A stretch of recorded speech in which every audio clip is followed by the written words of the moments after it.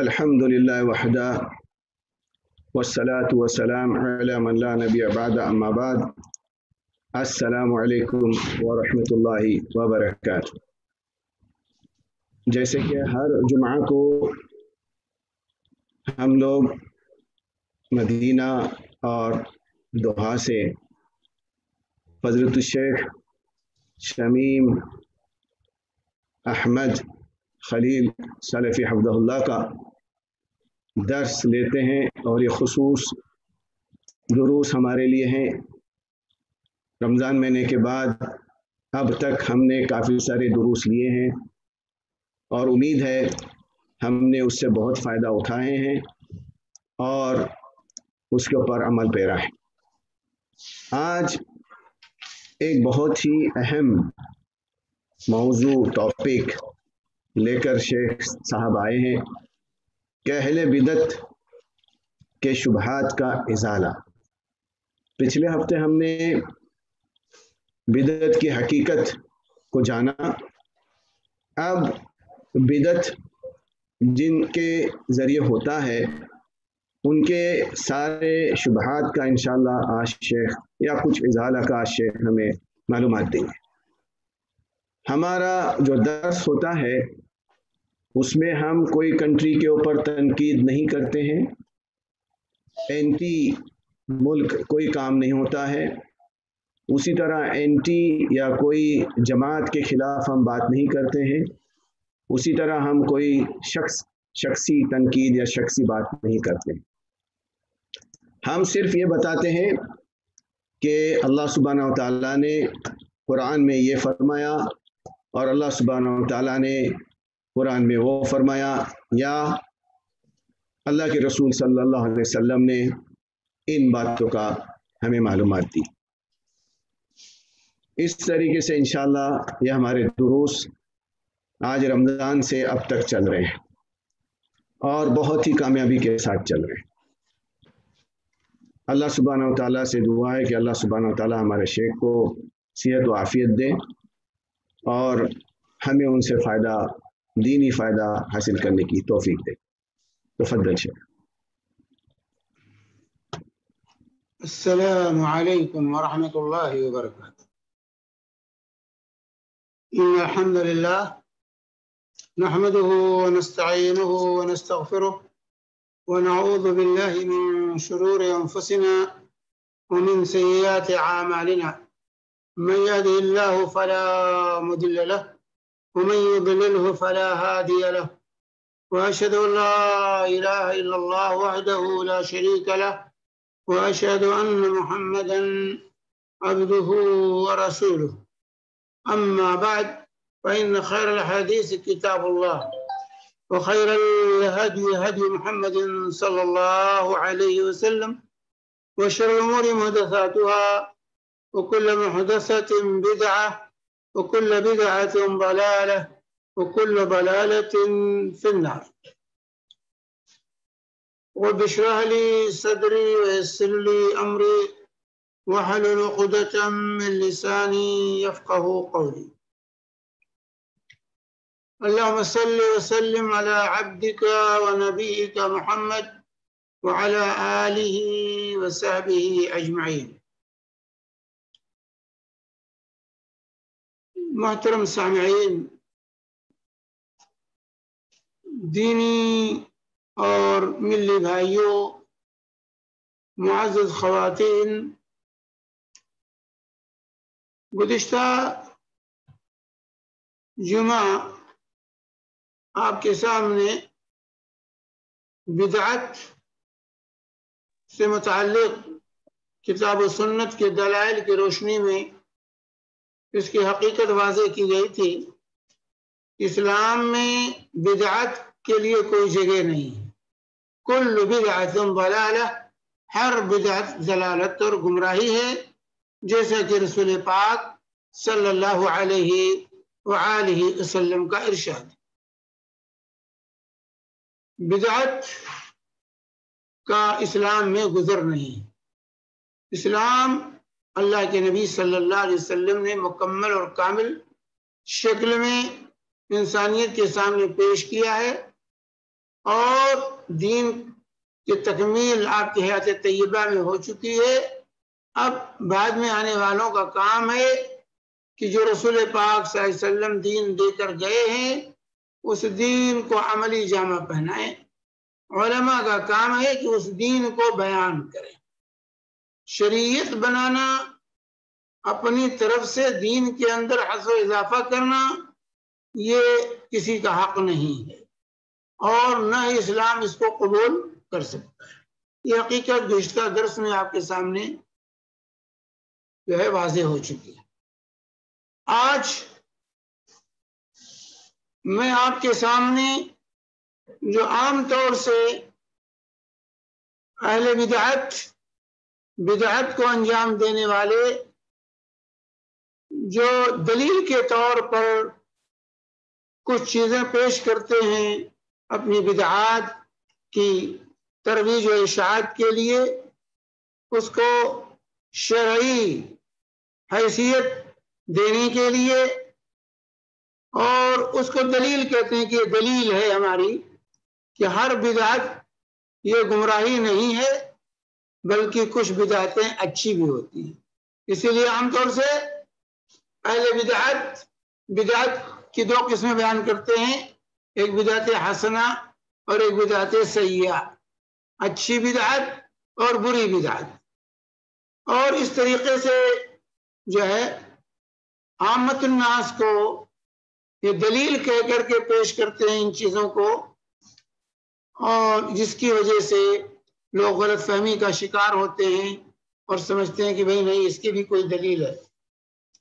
تو انشاءاللہ میں آج کی ملاقات میں ان کے ان دلائل کا جائزہ لوں گا جس کو دلیل کہتے ہیں. حالانکہ وہ دلیل نہیں ہے بلکہ وہ شبہات ہیں، وہ دلیل نہیں ہے. دلیل اس کو کہتے ہیں جس سے مقصد واضح ہو رہا ہو، وہ بات پر جو ہے وہ چیز دلالت کرتی ہو، اس سے وہ چیز ثابت ہو رہی ہو.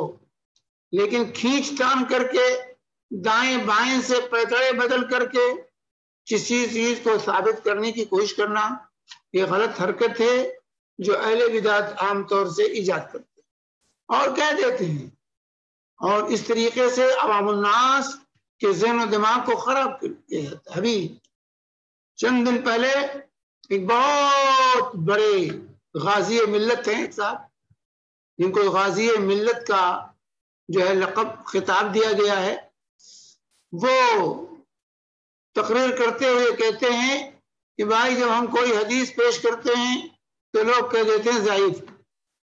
تو کیا ماں باپ اگر ضعیف ہو جائیں تو انہیں چھوڑ دیں گے؟ کہتے ہیں ماں باپ اگر ضعیف ہو جائیں کیا انہیں چھوڑ دیں گے؟ تو حدیث تو ہے، ضعیف ہی صحیح لیکن حدیث تو ہے.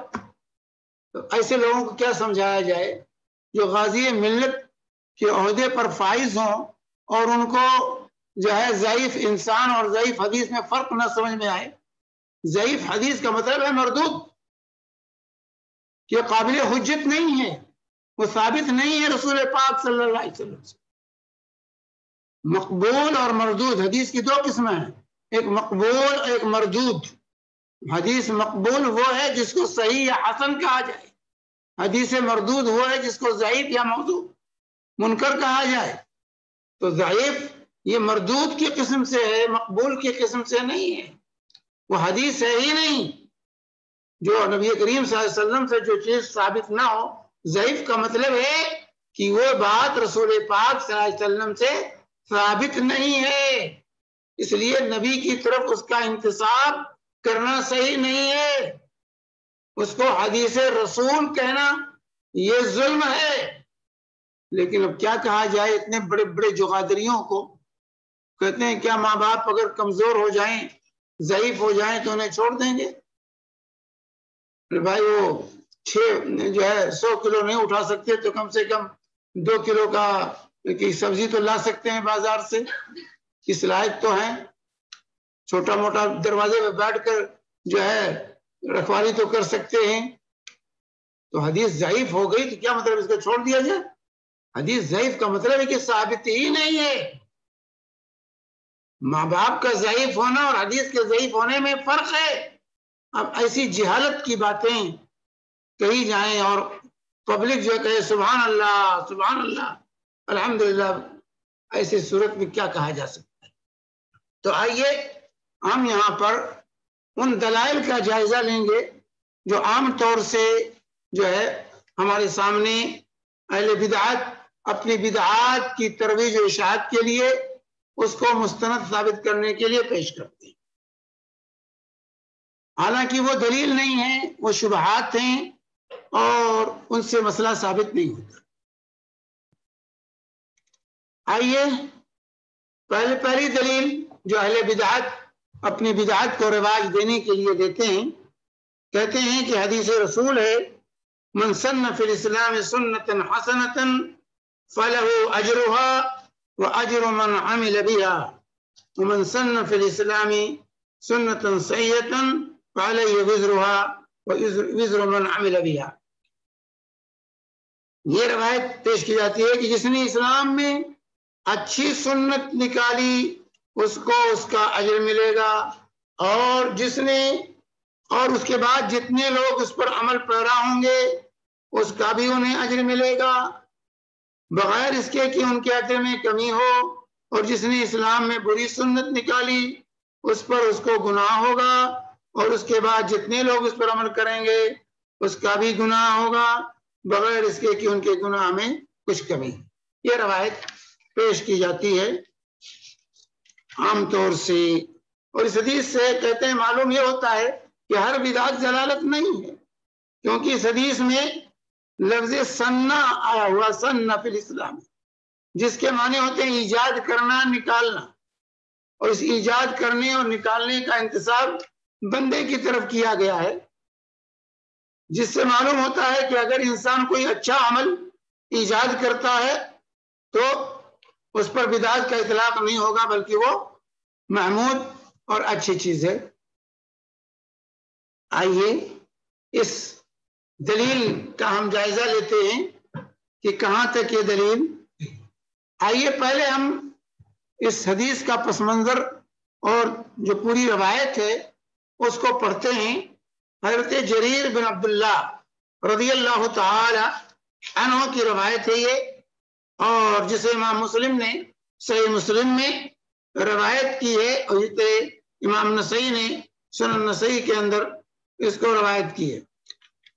اس کے اندر حضرت جریر بن عبداللہ رضی اللہ تعالی عنہ بیان کرتے ہیں کہ ہم رسول پاک صلی اللہ علیہ وسلم کے پاس بیٹھے ہوئے تھے دن کے ابتدائی حصے میں، اتنے میں کچھ لوگ آئے جو ننگے پیر، ننگے جسم، پھٹے پرانے کپڑوں میں اور تلوار لٹکائے ہوئے تھے۔ وہ سب قبیلے مضر سے تعلق رکھتے تھے۔ ان کی اس فقر و فاقہ کو دیکھ کر رسول پاک صلی اللہ علیہ وسلم کا چہرہ متغیر ہو گیا۔ آپ گھر میں داخل ہوئے، پھر گھر سے باہر نکلے، بلال کو اذان کا حکم دیا، انہوں نے اذان دی، پھر اقامت کہی، آپ نے نماز پڑھائی، پھر خطبہ دیتے ہوئے فرمایا ایھا الناس اتقوا ربکم الذی خلقکم من نفس واحدہ، اے لوگوں اپنے اس رب سے ڈر جاؤ جس نے تم کو ایک جان سے پیدا کیا۔ اس آیت کی تکمیل کرتے ہوئے آپ نے فرمایا ان اللہ کان علیکم رقیبا، بے شک اللہ تمہارے اوپر نگراں۔ پھر آپ نے سورہ حشر کی یہ آیت تلاوت کی اتقوا اللہ ولتنظر نفس ما قدمت لغد واتقوا اللہ، کہ ہر شخص اللہ سے ڈرو اور ہر شخص کو دیکھنا چاہیے کہ کل کے لیے اس نے کیا بھیجا ہے، اور اللہ کا تقوی اختیار کرو۔ انسان کو چاہیے، اس کے بعد آپ نے فرمایا کہ انسان کو چاہیے کہ اس موقع پر دینار، درہم، کپڑا، گندم اور کھجور صدقہ کرے، خواہ کھجور کا ایک ٹکڑا ہی کیوں نہ صحیح۔ یہ سن کر ایک انصاری صحابی ایک تھیلی لے کر آئے جسے اٹھانے سے ان کی ہتھیلی جواب دے رہی تھی، بلکہ جواب دے گئی تھی۔ پھر یہ دیکھ کر دوسرے لوگ صدقہ کرنے لگے، اور دیکھتے دیکھتے غلے اور کپڑے کے 2 ڈھیر مسجد میں لگ گئے۔ میں نے دیکھا رسول اللہ صلی اللہ علیہ وسلم کا چہرہ انور کھل اٹھا اور سونے کی طرح چمکنے لگا یہ منظر دیکھ کر. پھر آپ نے فرمایا جس نے اس موقع پر آپ نے فرمایا کہ جس نے اسلام میں کسی اچھی سنت کو زندہ کیا اس کا اجر ملے گا، اور اس کے بعد اس پر جتنے لوگ عمل کریں گے ان کا بھی بغیر اس کے کی ان کے اجر میں کچھ کمی کی جائے. اور جس نے کسی بری سنت کو زندہ کیا اس پر اس کا گناہ ہوگا، اور اس کے بعد جتنے لوگ عمل کریں گے اس کا گناہ بھی بغیر اس کے کی ان کے گناہ میں کمی کی جائے. یہ ہے پوری روایت، یہ ہے اس کا روایت کا منظر، جس کا آخری ٹکڑا لوگ عام طور سے اپنے بدعات کی جو ہے بدعات کی ترویج و اشاعت کے لیے پیش کرتے ہیں. اس پس منظر کی روشنی میں پوری روایت پر نظر رکھنے سے ہمارے سامنے حقیقت واضح ہو جاتی ہے. یہاں سننا کا مطلب جاری کرنا، ایجاد کرنا، نکالنا ہرگز نہیں، نکالنا نہیں ہے، جو ہے نکالنا نہیں ہے، ایجاد کرنا نہیں ہے، بلکہ یہاں مراد کسی سنت کو زندہ کرنا، رواج دینا ہے. کیونکہ یہاں انصاری صحابہ نے کوئی نیا عمل ایجاد نہیں کیا تھا. جو صحابی گئے اور ایک تھیلا اٹھا کر لائے پہلے اور رکھا، ان کو دیکھا دیکھی دوسرے لوگ بھی لانے لگے، یہاں تک کہ مسجد میں ڈھیر لگ گئے غلے کے بھی اور کپڑوں کے بھی. تو یہاں پر صحابی نے کوئی نیا عمل نہیں کیا تھا، بلکہ رسول پاک صلی اللہ علیہ وسلم کے فرمان پر عمل کیا تھا، عمل کرنے میں پہل کیا تھا. رسول پاک صلی اللہ علیہ وسلم نے صدقے کی ترغیب دی تھی، جو ہے لانے کے لیے رغبت دلائی تھی کہ لا کے دو ان لوگوں کو، یہ تمہارے بھائی ہیں، پھٹی پرانی حالت میں ہیں، تمہاری امداد کے، تمہاری جو ہے تعاون کے یہ محتاج ہیں. اس پر صحابی رسول اٹھے اور جا کر لائے، اور ان کو دیکھا دیکھی دوسرے لوگوں نے بھی جو ہے صدقہ کرنا شروع کیا. تو اس پر اللہ کے نبی صلی اللہ علیہ وسلم خوش ہوئے اور خوش ہو کر یہ بات فرمائی تھی. تو یہاں انہوں نے کوئی بدعت ایجاد نہیں کی تھی، کوئی نیا عمل نہیں کیا تھا، بلکہ رسول پاک صلی اللہ علیہ وسلم کے ارشاد پر، آپ کے فرمان پر عمل کرنے میں پہل کیا تھا.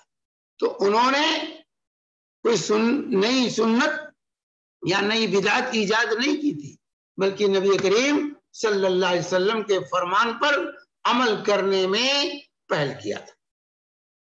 تو اس حدیث پاک سے علم تو یہ کہ کسی عمل کو ایجاد کرنا، ترجمہ کرنا، من سن فی الاسلام سنتن حسنہ، جس نے اسلام میں نئی سنت ایجاد کی، ایجاد کا ترجمہ کرنا یہ غلط ہے. سنت کو جاری کرنا، سنت کو رواج دینا، یہ معنی ہے اس حدیث پاک کا. اور اسی طریقے سے اس میں سنت حسنہ اور سنت صحیحہ کہا گیا ہے. سنت حسنہ اور سنت صحیحہ کا لفظ استعمال کیا گیا ہے. کسی چیز کے حسن اور قبیح، اچھا اور برا ہونا، حسن اور قبیح کا حکم جو ہے یہ شریعت کے تابع ہے. شریعت جس کو کہے حسن ہے وہ حسن ہے، شریعت جس کو کہے قبیح ہے وہ قبیح ہے. اچھا ہونا، برا ہونا یہ شریعت کے تابع ہے، نہ کہ ہماری عقل کے تابع ہے. ہماری عقل جس کو اچھا کہے وہ اچھی چیز ہے، جس کو بری کہے بری چیز نہیں، عقل کے نہیں. اہل سنت والجماعت کا جو عقیدہ اس پر اجماع ہے کہ تحسین اور تقبیح، کسی چیز کو اچھا کہنا، کسی چیز کو برا سمجھنا، یہ شریعت کے تابع ہے، یہ ہماری عقلوں کے تابع نہیں ہے. شریعت جس کو اچھی کہے وہ اچھی ہے، شریعت جس کو بری کہے وہ چیز بری ہے. تو حسن اور قبح کا فیصلہ یہ شریعت کرے گی، نہ کہ صرف عقلی گھوڑا دوڑا کر ہم کہیں گے یہ اچھی چیز ہے یہ بری چیز ہے. نہیں، شریعت کے تابع رہنا ہوگا. شریعت جس کو اچھی کہے وہ اچھی ہے، جس کو بری کہے وہ بری ہے. تو یہاں پر عقلی جو ہے گھوڑا دوڑانا کی اچھی ہے یا بری ہے، صرف عقلی گھوڑے سے کام نہیں بنتا، بلکہ شریعت کی تابع داری، شریعت کی دلیل یہ ہے.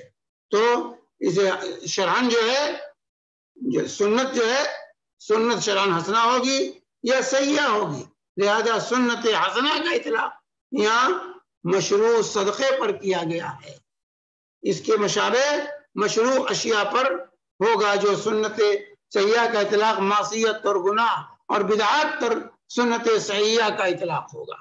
تو یہ واضح ہونا چاہیے، تو اہل بدعات کا اس کو دلیل کے طور پر اپنی بدعات کے رواج کے لیے پیش کرنا یہ زیادتی ہے، یہ اور بدعات کو بدعت حسنہ کہنا یہ جو ہے غلط ہے میرے بھائیوں، اس سے اصلاح کرنا یہ صحیح نہیں، کیونکہ وہاں صحابی نے کوئی بدعت ایجاد نہیں کی تھی، بلکہ نبی کے ارشاد صلی اللہ علیہ وآلہ وسلم کے سنت پر عمل کیا تھا، آپ کے ارشاد پر عمل کرنے میں پہل کیا تھا۔ اسی طریقے سے دوسرا شبہ جس کو دلیل کہتے ہیں حدیث میں آیا ہے ما راہ المسلمون حسنا فهو عند اللہ حسن، یعنی جس چیز کو مسلمان اچھی سمجھیں وہ اللہ کے نزدیک بھی اچھی ہے، جس چیز کو مسلمان اچھی سمجھے وہ اللہ کے پاس بھی اچھی ہے۔ اس حدیث سے ثابت ہوتا ہے، کہتے ہیں کہ جو ہے اس حدیث سے ثابت ہوا کہ تحسین اور تقبیح، حسن کا اچھا کہنا برا کہنا، یہ انسانی عقل کے تابع ہے۔ اگر شرعی دلیل کے تابع یہ چیز ہوتی تو یہ بات نہ کہی جاتی کہ جس کو مسلمان اچھا سمجھے وہ چیز اچھی ہے، جس کو مسلمان برا سمجھے وہ چیز بری ہے۔ یہ عام طور سے کہا تو ہم عید میلاد النبی کو، تیجا کو، 7واں کو، 20واں کو، 40واں کو، برسی کو اور اس طرح دیگر جو ہے چیزوں کو جس کو آپ لوگ بدعت کہتے ہیں اس کو دنیا کر رہی ہے، سب مسلمان اس کو اچھا سمجھ رہے ہیں مسلمان، اس لیے وہ اچھی چیز ہے، وہ سنت ہے جو ہے وہ اچھی چیز ہے، بدعت حسنہ ہے، وہ غلط نہیں ہے۔ یہ استدلال، یہ شبہ ہے۔ تو آئیے ہم اس کا بھی جائزہ لیتے ہیں کہ یہ کہاں تک صحیح ہے یہ بات، اور تو اس سلسلے میں دیکھیں عبداللہ بن مسعود رضی اللہ تعالی عنہ کی بات پوری نقل کر دوں میں، یہ مکمل کیا ہے، بیچ میں سے انہوں نے کاٹا ہے اس کو، پوری بات یہ ہے کہ عبداللہ بن مسعود رضی اللہ تعالی عنہ نے فرمایا یقیناً اللہ عز و جل نے بندوں کے دلوں کو دیکھا تو محمد صلی اللہ علیہ وسلم کے قلب اطہر کو سب سے اچھا پایا، لہذا آپ کو اپنے لیے چن لیا اور اپنی رسالت کے لیے اپنی رسالت دے کر کے بھیجا۔ پھر بندوں کے دلوں کو دیکھا اللہ نے تو صحابہ کے دلوں کو سب سے بہتر پایا، لہذا انہیں اپنی نبی صلی اللہ علیہ وسلم کے کا معامل بنا دیا، اور جو اس کے دین کے خاطر لڑتے ہیں، لہذا جو مسلمان بہتر سمجھیں وما راہ المسلمون حسنا فهو عند اللہ حسن، تو جو مسلمان بہتر سمجھیں وہ اللہ کے نزدیک بھی بہتر ہے، اور جس کو مسلمان برا تصور کریں وہ اللہ کے نزدیک بھی برا ہے۔ اس کے بعد حاکم کی روایت میں وقد راہ الصحابہ جمیعا ان یستخلفوا ابا بکر رضی اللہ عنہ، اور اس کے بعد فرماتے ہیں کہ تمام صحابہ نے متفقہ رائے سے ابو بکر رضی اللہ تعالی عنہ کو خلیفہ منتخب کیا، لہذا وہ خلیفہ۔ یہ پوری عبارت ہے حضرت عبداللہ بن مسعود کا، یہ قول ہے، یہ حدیث نہیں ہے، یہ رسول پاک صلی اللہ علیہ وسلم کی حدیث نہیں ہے، یہ حضرت عبداللہ بن مسعود رضی اللہ تعالی عنہ کا موقوف قول ہے، یہ مرفوع حدیث نہیں ہے جس کو کل بدعت ضلالہ کے مقابلے میں پیش کیا جائے۔ عبداللہ مسعود رضی اللہ تعالی عنہ جیسے کہ امام سخاوی نے بھی اور اسی طرح عجلونی نے اپنی اپنی کتابوں میں مقاصد الحسنہ اور کشف الخفا میں اس کی وضاحت کر دی ہے، اور اسی طرح سلسلہ احادیث ضعیفہ میں بھی امام البانی رحمہ اللہ نے اس کو بیان کر دیا کہ مرفوع روایت نہیں ہے بلکہ یہ عبداللہ بن مسعود رضی اللہ تعالی عنہ کا موقوف قول ہے، جسے امام احمد نے اپنی مسند میں روایت کی ہے، اور جو ہے اسی طرح امام حاکم نے جو ہے مستدرک حاکم میں روایت کی ہے۔ تو یہاں پر جو ہے واضح ہونا چاہیے کہ حضرت عبداللہ بن مسعود رضی اللہ تعالی عنہ کے اس قول کو حدیث کہہ کے پیش کرنا، اور پھر نبی کریم صلی اللہ علیہ وسلم کے مقابلے میں پیش کرنا، اللہ کے فرمایا کل بدعت ضلالہ کے مقابلے میں پیش کرنا یہ صحیح نہیں. صحابی کے قول کو نبی کے قول کے مقابلے میں پیش کرنا یہ بالکل صحیح نہیں ہے. اسی لیے حضرت عبداللہ بن عباس رضی اللہ عنہما نے جب حج تمتع کا مسئلہ بیان کیا تو کسی نے حضرت عمر کا حوالہ دے دیا تھا. حضرت عمر تو تمتع سے روکتے تھے. تو حضرت عبداللہ بن عباس رضی اللہ تعالی عنہما نے کہا تھا یوشک ان تنزل علیکم حجارۃ من السماء اقول لکم قال رسول اللہ صلی اللہ علیہ وسلم وتقولون قال ابو بکر وعمر. کہ تم کو ڈر نہیں لگتی؟ مجھے تو ڈر لگ رہا ہے کہیں آسمان سے پتھر تمہارے اوپر نہ برسنے پڑے. میں تو کہتا ہوں رسول اللہ نے فرمایا اور تم کہتے ہو ابو بکر و عمر نے فرمایا. تم ابو بکر و عمر کا حوالہ دیتے ہو رسول پاک صلی اللہ علیہ وسلم کے مقابلے میں. مجھے ڈر لگ رہا تم پر پتھر کی بارش نہ ہونے. تو نبی کریم صلی اللہ علیہ وسلم اللہ اور اللہ کے رسول کے فرمان کے مقابلے میں کسی امتی کی بات پیش کرنی ہے جائز نہیں ہے میرے بھائی. اور اگر اس کا سیاق و سباق جس پس منظر میں حضرت عبداللہ بن مسعود رضی اللہ تعالی عنہ نے یہ بات فرمائی ہے وہ صاحب ذائقہ المسلمون سے جو ہے یہ صحابہ کرام مراد، یہ المسلمون سے مراد صحابہ کرام الف لام اس میں عہد کا ہے. کیا مراد صحابہ ہیں کہ صحابہ کرام اجمعین. اور اس کے ذریعے حضرت عبداللہ بن مسعود رضی اللہ تعالی عنہ صحابہ کے اجماع کو دلیل بناتے ہیں کہ صحابہ جس بات پر متفق ہو جائیں یہ ان کی بات یہ دلیل ہے. اسی لیے کہا آخر میں کہ جو کہ حضرت ابوبکر صدیق رضی اللہ تعالی عنہ کی خلافت پر تمام صحابہ کا اجماع ہو گیا لہذا وہ صحیح معنی میں رسول پاک صلی اللہ علیہ وسلم کے خلیفہ ہیں. اس میں کوئی ان کا مقابلہ جو ہے اختلاف نہیں کر سکتا کیونکہ اجماع صحابہ سے ان کی خلافت یہ ثابت ہے.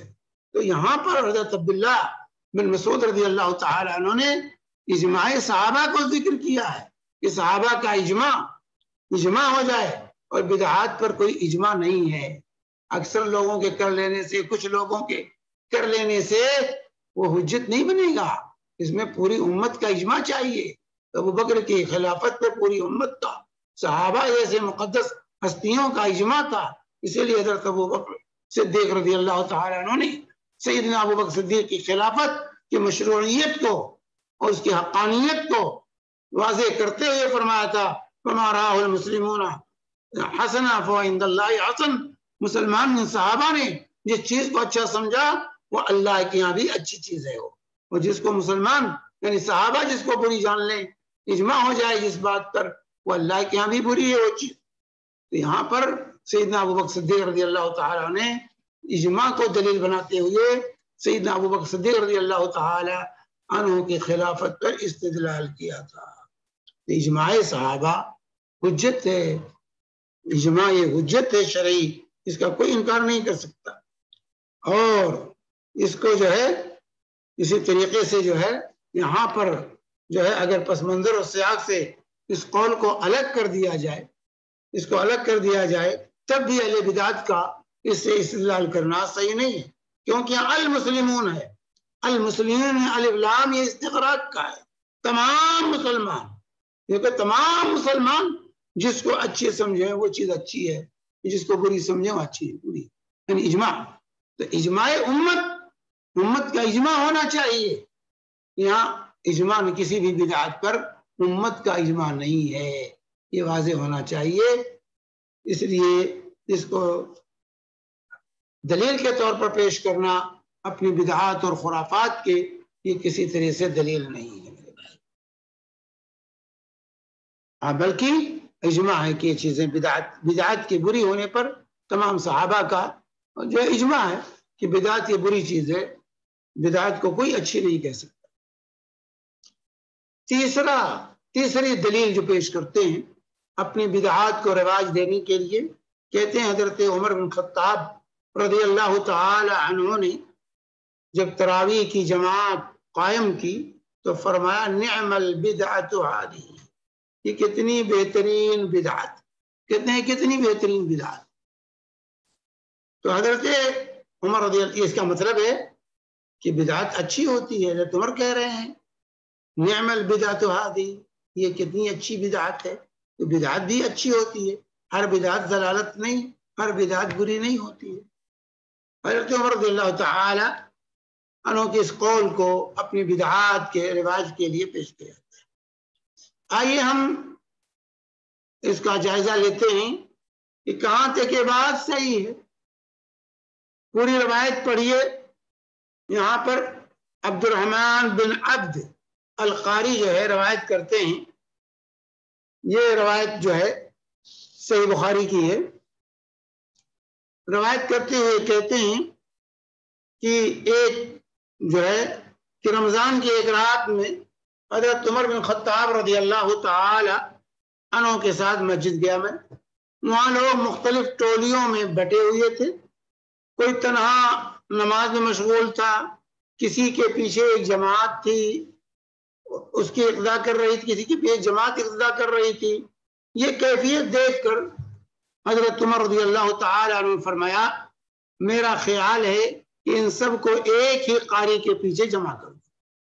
مختلف ٹولیوں میں نماز پڑھ رہے تھے، کوئی تنہا پڑھ رہا تھا، کوئی جماعت سے پڑھ رہے تھے، تو کہا میرا جو ہے خیال ہے کہ بہتر ہوگا کہ ان کو ایک قاری کے پیچھے، ایک امام کے پیچھے جمع کر۔ پھر حضرت عمر نے اس کا پختہ ارادہ کر لیا اور سب کو حضرت ابی بن کعب رضی اللہ تعالی عنہ کے پیچھے جمع کر دیا۔ پھر دوسری رات، دوسری مرتبہ کہتے ہیں دوسری رات آپ کے ساتھ مسجد جانے کا اتفاق ہوا، لوگ اپنے قاری کی ابتدا میں نماز ادا کر رہے تھے۔ یہ منظر دیکھ کر حضرت عمر رضی اللہ تعالی عنہ فرمایا یہ کتنی بہترین بدعت ہے، نعم البدعۃ ہذہ، یہ کتنی بہترین بدعت ہے۔ لیکن جس حصے میں یہ سوتے ہیں وہ حصہ اس سے بہتر ہے جس میں قیام کر رہے ہیں، یعنی آخری شب بہتر ہے کیونکہ لوگ اول شب میں قیام کر رہے تھے تو اب حضرت عمر نے کہا کہ آخری وقت میں قیام یہ بہتر ہے۔ تو یہ روایت ہے صحیح بخاری کی۔ اس روایت کے لفظ میں بدعت کو دیکھ کر اہل بدعت کو بڑی خوشی ہوئی اور بڑے زور و شور سے اپنے خرافات کو اور بدعات کو ثابت کرنے کے لیے حضرت عمر رضی اللہ تعالی عنہ کا یہ قول استعمال لوگ کرتے ہیں، دلیل کے طور پر ذکر کرتے ہیں۔ لیکن اس کا کو دیکھا جائے تو کیا تراویح کی نماز بدعت ہے؟ کیا تراویح جماعت کے ساتھ پڑھنا بدعت ہے؟ اللہ کے رسول نے نہیں پڑھی ہے۔ حضرت عمر رضی اللہ تعالیٰ سے پہلے اللہ کے رسول نے تراویح کی نماز نہیں پڑھائی ہے۔ تو آئیے دیکھتے ہیں ام المؤمنین عائشہ صدیقہ رضی اللہ تعالی عنہ بیان کرتی ہیں کہ رسول پاک صلی اللہ علیہ وسلم رات کی تاریکی میں ایک روز اٹھے، یہ بھی بخاری کی روایت، ایک روز اٹھے، مسجد تشریف لے گئے اور وہاں صلاۃ تراویح کا ادا قیام کیا، آپ نے وہاں نماز پڑھی، کچھ لوگوں نے آپ کے ابتدا میں یہ نماز ادا کی۔ جب صبح ہوئی تو لوگوں نے دوسروں سے اس کا تذکرہ کیا، جس سے دوسری رات پہلے سے زیادہ لوگ جمع ہوئے اور آپ کی ابتدا میں سبوں نے تراویح ادا کی۔ صبح کے وقت لوگوں نے اس کا تذکرہ دوسروں سے کیا تو تیسری رات مسجد میں لوگوں کا ازدحام بڑھ گیا اور آپ کی تشریف لائے اور لوگوں نے آپ کی ابتدا میں نماز پڑھی، اور جب چوتھی رات ہوئی تو لوگوں کا ازدحام اس قدر بڑھ گیا کہ مسجد تنگ ہو گئی۔ اس رات آپ نہیں نکلے، تشریف نہیں لائے مسجد، بلکہ فجر میں تشریف لائے، اور جب فجر سے فارغ ہوئے تو آپ نے حمد و صلات کے بعد خطاب کیا، حمد و صلات کے بعد فرمایا مجھ پر تم لوگوں کا جمع ہونا مخفی نہیں تھا، لیکن میں ڈرا کہ کہیں یہ نماز تم پر فرض نہ کر دی جائے اور پھر تم اس کو ادا نہ کر سکو، اس کو ادا نہ کر سکو۔ امام زہری فرماتے ہیں رسول پاک صلی اللہ علیہ وسلم کا انتقال ہو گیا اور معاملہ ایسا ہی رہا، لوگ گھروں میں اور اپنے اپنی نماز پڑھتے رہے، نماز ترک نہیں ہوئی، لوگ نماز پڑھتے رہے، لیکن باجماعت جو ہے ایک امام کے پیچھے ایک قاری کے پیچھے جو ہے نماز نہیں ہوتی تھی۔ رسول پاک صلی اللہ علیہ وسلم نے جب یہ کہا کہ مجھے ڈر ہے کہ تمہارے شوق اور ذوق کو دیکھ کر تم پر یہ نماز فرض نہ کر دے اللہ، اور پھر تم ادا نہ کر سکو تو گنہگار ہو، اس لیے جاؤ صلوا فی بیوتکم، گھروں میں پڑھ لیا کرو، صلوا فی بیوتکم، اپنے گھروں میں جا کے پڑھ لیا کرو۔ تو اس حدیث سے معلوم ہے کہ رسول پاک صلی اللہ علیہ وسلم نے 3 دن جماعت کے ساتھ تراویح کی نماز پڑھائی ہے، باجماعت تراویح 3 دن مسلسل پڑھائی، اور جب لوگوں کے ذوق و شوق کو دیکھا تو آپ کو خطرہ لاحق ہوا کہیں یہ نماز فرض نہ کر دی جائے، تو اس لیے آپ نے جو ہے اس کو جو ہے جماعت ترک کر دی اس خوف سے۔ لہذا حضرت عمر بن خطاب رضی اللہ تعالی عنہ کا یہ عمل بدعت نہیں ہوا، کیونکہ اللہ کے رسول سے یہ عمل ثابت ہے۔ بدعت اس کو کہتے ہیں جو اللہ کے رسول سے ثابت نہ ہو، کتاب و سنت سے جس کی کوئی دلیل نہ ہو۔ یہاں تو اللہ کے رسول صلی اللہ علیہ وسلم نے تراویح پڑھائی، بلکہ کہا بھی من قام مع الامام حتی ینصرف کتب له قیام لیلہ، یہ ابو داؤد ترمذی مسند احمد بن ماجہ وغیرہ کی حدیث ہے ابو ذر غفاری رضی اللہ تعالی عنہ سے، کہ جو امام کے ساتھ تراویح میں شریک رہا اور یہاں تک کہ امام فارغ ہوا آخر تک رہا تو کتب له قیام لیلہ، تو پوری رات اس کو قیام کرنے کا، تراویح پڑھنے کا ثواب ملتا ہے، پوری رات ثواب ملتا ہے، پوری رات پڑھنے کا ثواب ملتا ہے۔ تو حدیث سے ثابت ہے، تراویح جماعت کے ساتھ ثابت ہے، پھر اس کو کہنا یہ بدعت ہے۔ لہذا حضرت عمر رضی اللہ تعالی عنہ کا یہ عمل جو تھا وہ بدعت نہیں تھا، بلکہ یہ عین سنت تھا، عین سنت ہے، کیونکہ رسول پاک صلی اللہ علیہ وسلم سے عمل ثابت ہے۔ اور حضرت عمر رضی اللہ تعالی، لیکن آپ نے جب یہ کہا کہ فرض ہونے کا خطرہ ہے، اس کے بعد سے یہ منقطع رہا یہ سنت جو ہے ایک ہی امام کے پیچھے نہیں پڑھی گئی، یہاں تک کہ حضرت عمر کا دور خلافت آیا، تو حضرت عمر کا جب رسول پاک صلی اللہ علیہ وسلم کا وصال ہو گیا، آپ کی وفات ہو گئی، تو اب فرضیت کا خطرہ ختم ہو گیا، اب شریعت مکمل ہو گئی ہے، اب اس کے اندر کمی و زیادتی کے کوئی امکان باقی نہیں تھا آپ کی وفات کے بعد۔ تو اس لیے حضرت عمر بن خطاب رضی اللہ تعالی عنہ نے اس سنت کو زندہ کیا، اس سنت کو جو فرضیت کے خوف سے متروک ہو گئی تھی سنت، اس سنت کو حضرت عمر بن خطاب رضی اللہ تعالی عنہ نے زندہ کیا، کوئی نئی بدعت ایجاد نہیں کی تھی حضرت عمر بن خطاب رضی اللہ تعالی عنہ نے کہ اس کو ہم بدعت کہیں۔ لہذا یہاں حضرت عمر کا جو قول ہے نعم البدعۃ ہذہ، یہ شرعی بدعت کے معنی میں نہیں ہے، یہ لغوی بدعت کے معنی، مجازی معنی میں ہے بدعت، کیونکہ ایک زمانے تک متروک تھی، اس کے بعد اس کو شروع کیا گیا، تو اس مفہوم کے تحت حضرت عمر نے اس کو بدعت سے تعبیر کیا ہے۔ یہ لغوی اعتبار سے بدعت ہے، شرعی اعتبار سے بدعت نہیں تھی، کیونکہ عمل رسول پاک صلی اللہ علیہ وسلم سے شامل ہے، اللہ کے نبی صلی اللہ علیہ وسلم نے رغبت دلائی ہے، اور آپ نے خود تراویح جماعت کے ساتھ پڑھائی ہے اور قیام پر زور دیا ہے اللہ کے نبی صلی اللہ علیہ وسلم نے، تو اس کو بدعت کہہ کر کے اور بدعت کہنا یہ زیادتی ہے۔ حضرت عمر نے کہا کیونکہ متروک تھی ایک زمانے تک، پھر اس کو شروع کیا گیا، اس سنت کو زندہ کیا گیا، تو یہ اس معنی میں جو ہے لغوی اعتبار سے بدعت کہی ہے، حضرت عمر نے شرعی اعتبار سے یہ بدعت نہیں، لہذا اہل بدعت کا اس سے استدلال کرنا یہ صحیح نہیں ہے۔ چوتھی دلیل اہل بدعت کی جو اپنی بدعت کو رواج دینے کے لیے وہ پیش کرتے ہیں، یہ بھی شبہہ ہے، دلیل نہیں ہے، وہ یہ ہے کہ حضرت عثمان رضی اللہ تعالی عنہ رسول پاک صلی اللہ علیہ وسلم کے زمانے میں جمعہ کے لیے ایک ہی اذان ہوتی تھی جب امام منبر پر تشریف لاتا تھا، جب اللہ کے نبی صلی اللہ علیہ وسلم منبر پر آتے تھے تو اس وقت جمعہ کی اذان کہی جاتی تھی۔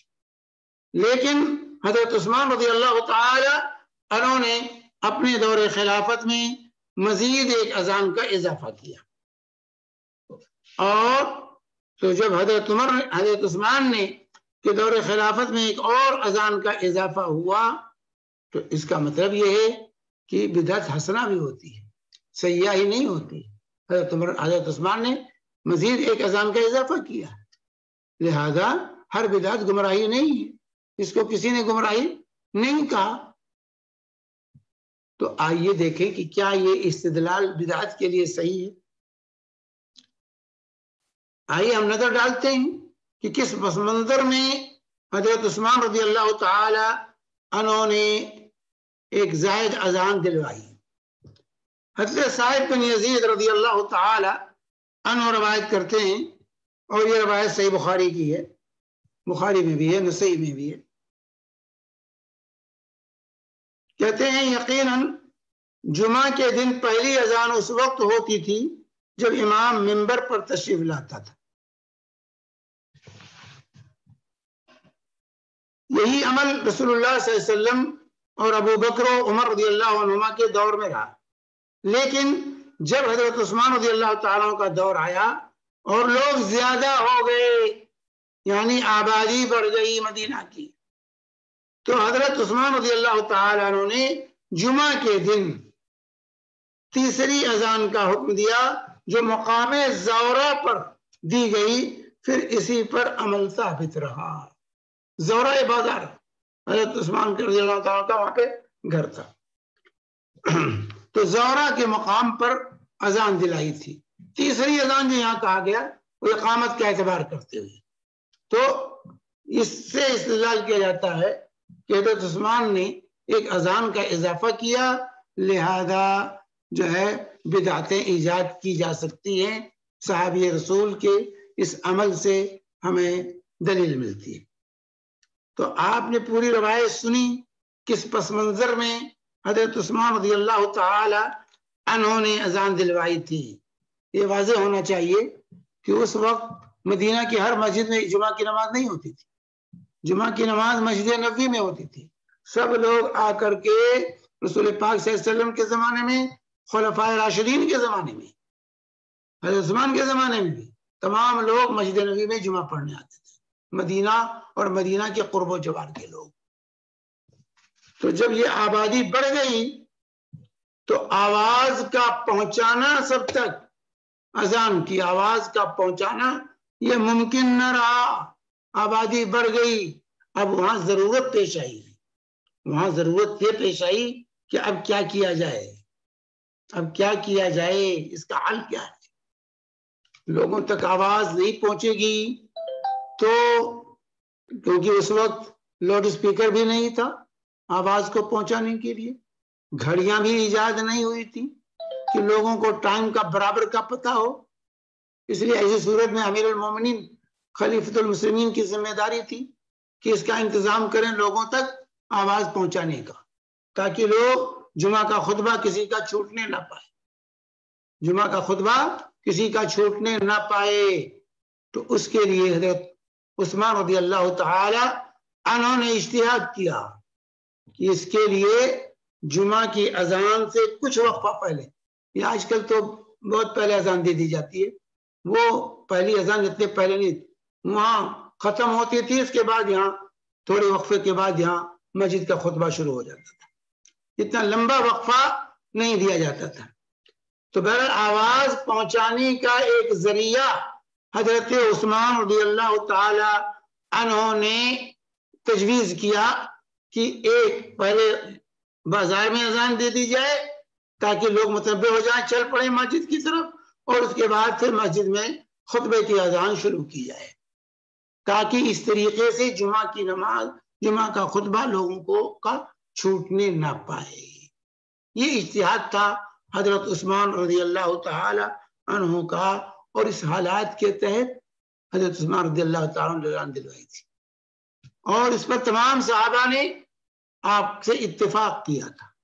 صرف عبداللہ بن عمر رضی اللہ تعالی عنہما نے اس پر اعتراض کیا تھا حضرت عثمان پر، کہ جو کام رسول پاک صلی اللہ علیہ وسلم کے زمانے میں نہیں تھا، آپ نے کیسے اس کو ایجاد کر دیا۔ تو یہ صورتحال تھی، یہ صورتحال تھی. اس پر جو ہے حضرت عثمان نے رضی اللہ تعالی عنہ نے اذان کی آواز لوگوں تک پہنچانے کے لیے یہ اجتہاد کیا تھا، ان کا اجتہاد تھا. اور پھر آپ خلیفہ راشد تھے. اللہ کے نبی صلی اللہ علیہ وسلم کیا فرمایا؟ علیکم بسنتی و سنت الخلفاء الراشدین مہدیین، میرے طریقے کو اور میرے خلفاء راشدین کے طریقے کو اختیار کرنا. اب اس کو بدعت کی دلیل سمجھنا کہ ہم بھی عثمان بن جائیں، ہم بھی جو چاہیں ایجاد کریں، نہیں، یہ کسی کو حق نہیں پہنچتا ہے.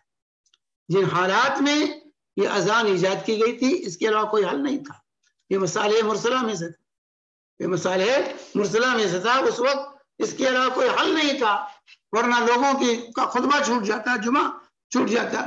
اس لیے جو ہے حضرت عثمان رضی اللہ تعالی عنہ کا اجتہاد تھا اور اس پر صحابہ نے اتفاق کیا حضرت عبداللہ بن عمر کے علاوہ.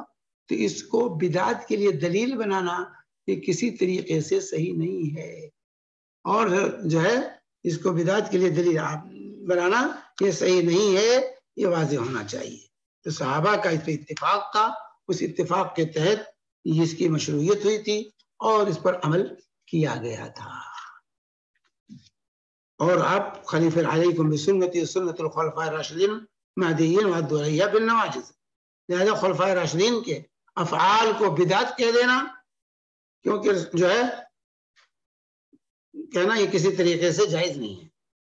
آج بھی اکثر مقامات پر یہ اذان رائج ہے، اذان عثمانی آج بھی لوگ بہت سے مقامات پر، اکثر مقامات پر اس کا اہتمام کرتے ہیں، حالانکہ آج اس کی ضرورت نہیں، اور اسی کو دلیل بناتے ہیں. لیکن دلیل بنانا صحیح نہیں، کیونکہ آج اذان مسجد میں دی جاتی. آج دونوں اذانیں مسجد میں ہوتی ہیں. حضرت عثمان نے مسجد میں اذان نہیں دلائی تھی، بازار میں اذان دلائی تھی. تو آج جو اذان رائج ہے یہ حضرت عثمان کی اذان نہیں ہے. حضرت عثمان نے بازار میں اذان دلائی تھی، مسجد میں اذان نہیں دلائی تھی. تو آج مسجد میں اذان ہوتی، اور آج لاؤڈ اسپیکر کی آواز اتنی تیز ہے کہ دوسرے اذان کی ضرورت نہیں ہے. اسی طریقے سے آج ہر مسجد میں جمعہ کی نماز ہوتی ہے، قدم قدم پر جمعہ کی نمازیں قائم کی جاتی ہیں. تو اس اذان کی سرے سے آج ضرورت ہی نہیں ہے. اس طرح کے حالات اگر پیدا ہو جائیں جیسے حالات سیدنا عثمان رضی اللہ تعالی عنہ کے زمانے میں پیدا ہوئے تھے، تو اس عثمانی سنت پر آج بھی عمل جائز ہوگا. اس عثمانی سنت پر آج بھی عمل جائز ہوگا اگر اس طرح کے حالات پیش آ جائیں جس طرح کے حالات سیدنا عثمان رضی اللہ تعالی عنہما کے زمانے میں تھے. تو یہ سنت عثمانی جو ہے کا سہارا لے کر بدعت کو ایجاد کرنا یہ کسی طریقے سے صحیح نہیں ہے. پانچویں دلیل جو عام طور سے بدعات کو رواج دینے کے لیے دی جاتی ہے، وہ پانچویں دلیل جو ہے کہ جو ہے قرآن کو صحابہ نے 2 جلدوں میں جمع کیا. جمع قرآن کا سہارا لیا جاتا ہے اپنی بدعات کی ترویج اور اشاعت میں، کہ حضرت ابوبکر صدیق رضی اللہ تعالیٰ عنہ نے اپنے دور میں جو ہے قرآن کو جمع کروایا 1 جلد میں، جس سے پتہ چلتا ہے کہ ہر بدعت ضلالت نہیں ہے، کچھ بدعتیں اچھی بھی ہوتی ہیں. تو کیا قرآن کا جمع کرنا بدعت؟ آئیے دیکھیں کس پس منظر میں کیا صورتحال پیدا ہوئی تھی جس پس منظر صحابہ نے قرآن کو جمع کیا. پہلے اس روایت کو ہم پڑھ لیتے ہیں، زید بن ثابت رضی اللہ تعالی عنہ کی، جسے امام بخاری نے صحیح بخاری میں روایت کی ہے. جنگ امامہ کے موقع پر ابو بکر رضی اللہ تعالی عنہ نے، زید کہتے ہیں، مجھے بلایا. میں پہنچا تو آپ کے پاس عمر بن خطاب رضی اللہ تعالی عنہ موجود تھے. ابو بکر رضی اللہ تعالی عنہ نے کہا، میرے پاس عمر آئے اور کہا کہ جنگ امامہ میں بہت سے حفاظ قرآن شہید ہو گئے. مجھے خوف ہے کہ کہیں اگر اسی طریقے سے مختلف مقامات پر حفاظ قرآن شہید ہوتے گئے تو قرآن کا اکثر حصہ ضائع نہ ہو جائے. میرا خیال ہے کہ تم قرآن جمع کرنے کا حکم دو. میں نے عمر سے کہا تم ایسا کام کیسے کرو گے جسے رسول اللہ صلی اللہ علیہ وسلم نے نہیں کیا؟ لیکن عمر برابر جو ہے اس سلسلے میں مجھ سے بات گفتگو کرتے رہے، یہاں تک کہ اللہ تعالیٰ نے میرے سینے کو اس کے لیے کھول دیا۔ عمر کی رائے سے مجھے اتفاق ہو گیا۔ حضرت زید کہتے ہیں کہ میں نے ابوبکر رضی اللہ تعالی عنہ سے کہا، جو ہے مجھ کو مخاطب کر کے حضرت ابوبکر صدیق رضی اللہ تعالی عنہ نے کہا کہ تم نوجوان عقل مند آدمی ہو، تم پر کوئی اتہام نہیں ہے پاتے، اور تم رسول اللہ صلی اللہ علیہ وسلم کے کاتب وہی تھے، لہذا تم قرآن کو تلاش کر کے جمع کرو۔ واللہ کہتے ہیں اگر مجھے کسی پہاڑ کو منتقل کرنے کا حکم دیتے تو میرے لیے اس سے مشکل نہ ہوتا، جس کا مجھے حکم دیا کہ قرآن جمع کروں۔ میں نے عرض کیا آپ لوگ ایسا کام کیسے کریں گے جس کو رسول پاک صلی اللہ علیہ وسلم نے نہیں کیا؟ ابو بکر رضی اللہ تعالیٰ نے کہا یہ عمل بہتر ہے، اور برابر اس سلسلے میں گفتگو کرتے رہے، یہاں تک کہ اللہ تعالیٰ نے مجھے شرح صدر کر دیا۔ جس کام کے لیے ابو بکر و عمر رضی اللہ عنہما کا شرح صدر فرمایا تھا، لہذا میں نے قرآن کو پتھروں، کھجور کے چھلکوں اور لوگوں کے سینوں سے تلاش کر کر کے جمع کیا۔ یہ روایت ہے پوری، اور طویل روایت ہے آگے بھی۔ تو اللہ کے نبی صلی اللہ علیہ وسلم کے زمانے میں قرآن لکھا جاتا تھا، جمع کیا جو ہے، اور لکھ کر کے رسول پاک صلی اللہ علیہ وسلم کے گھر میں محفوظ کر دیا جاتا تھا۔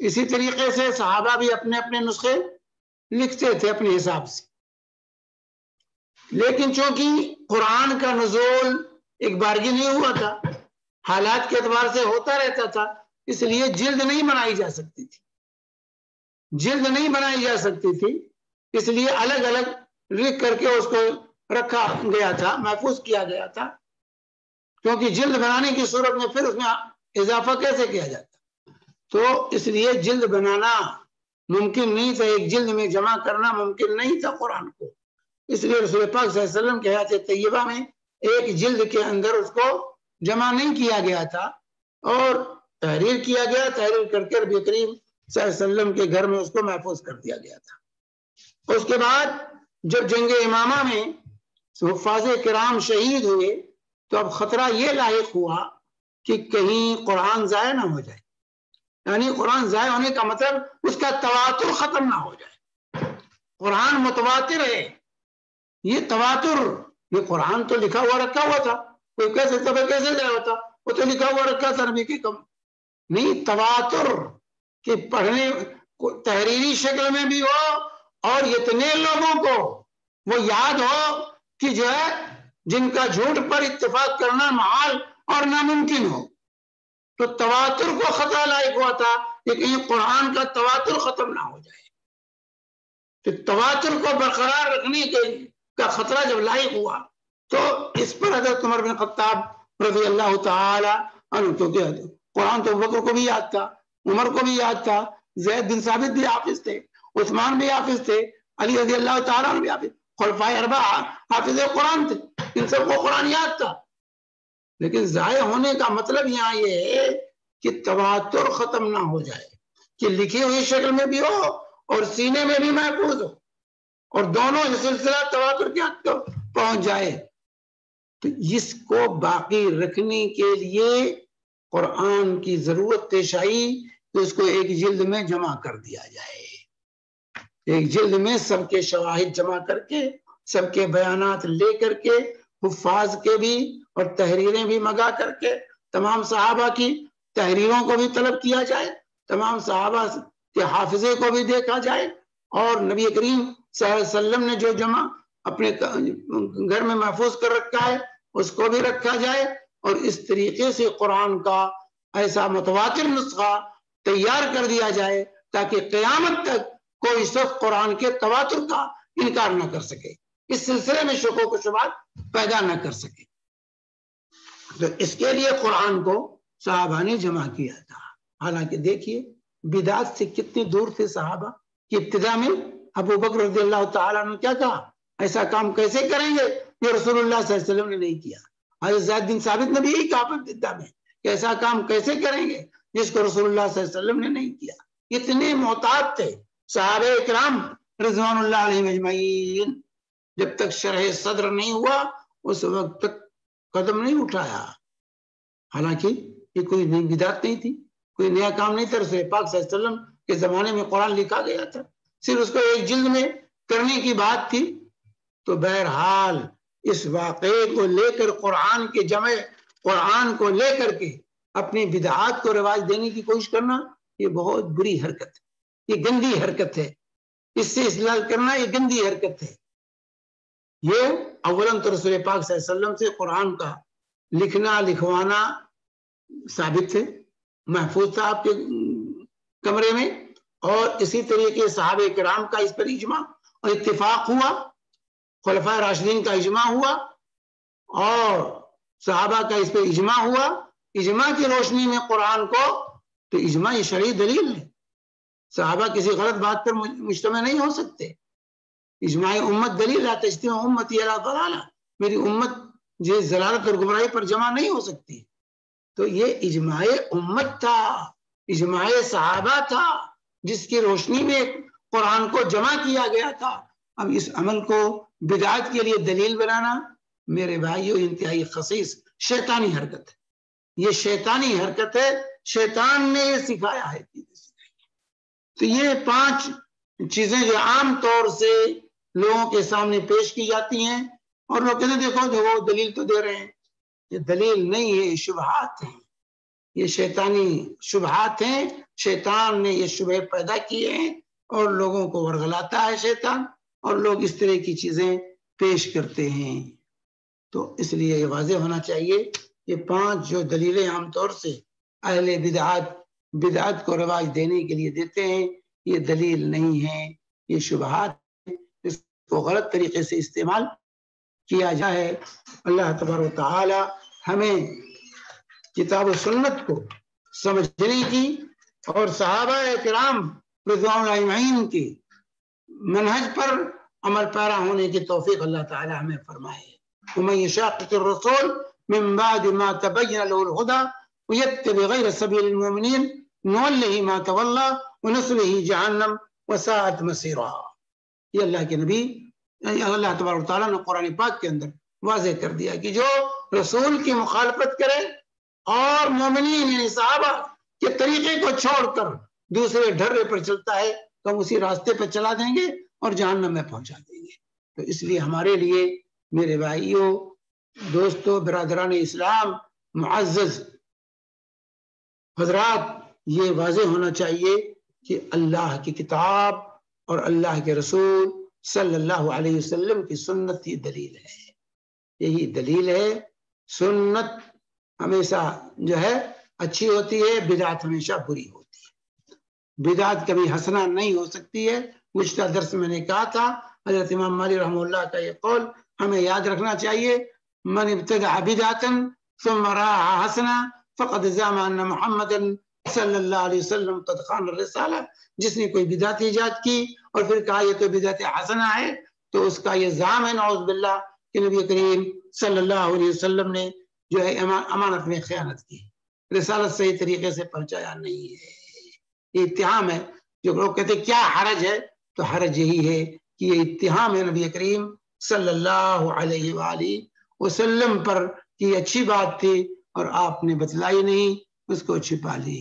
حالانکہ اللہ کے نبی صلی اللہ علیہ وسلم نے کوئی بات چھپائی نہیں ہے، پورے کا پورا دین لوگوں تک پہنچا دیا ہے.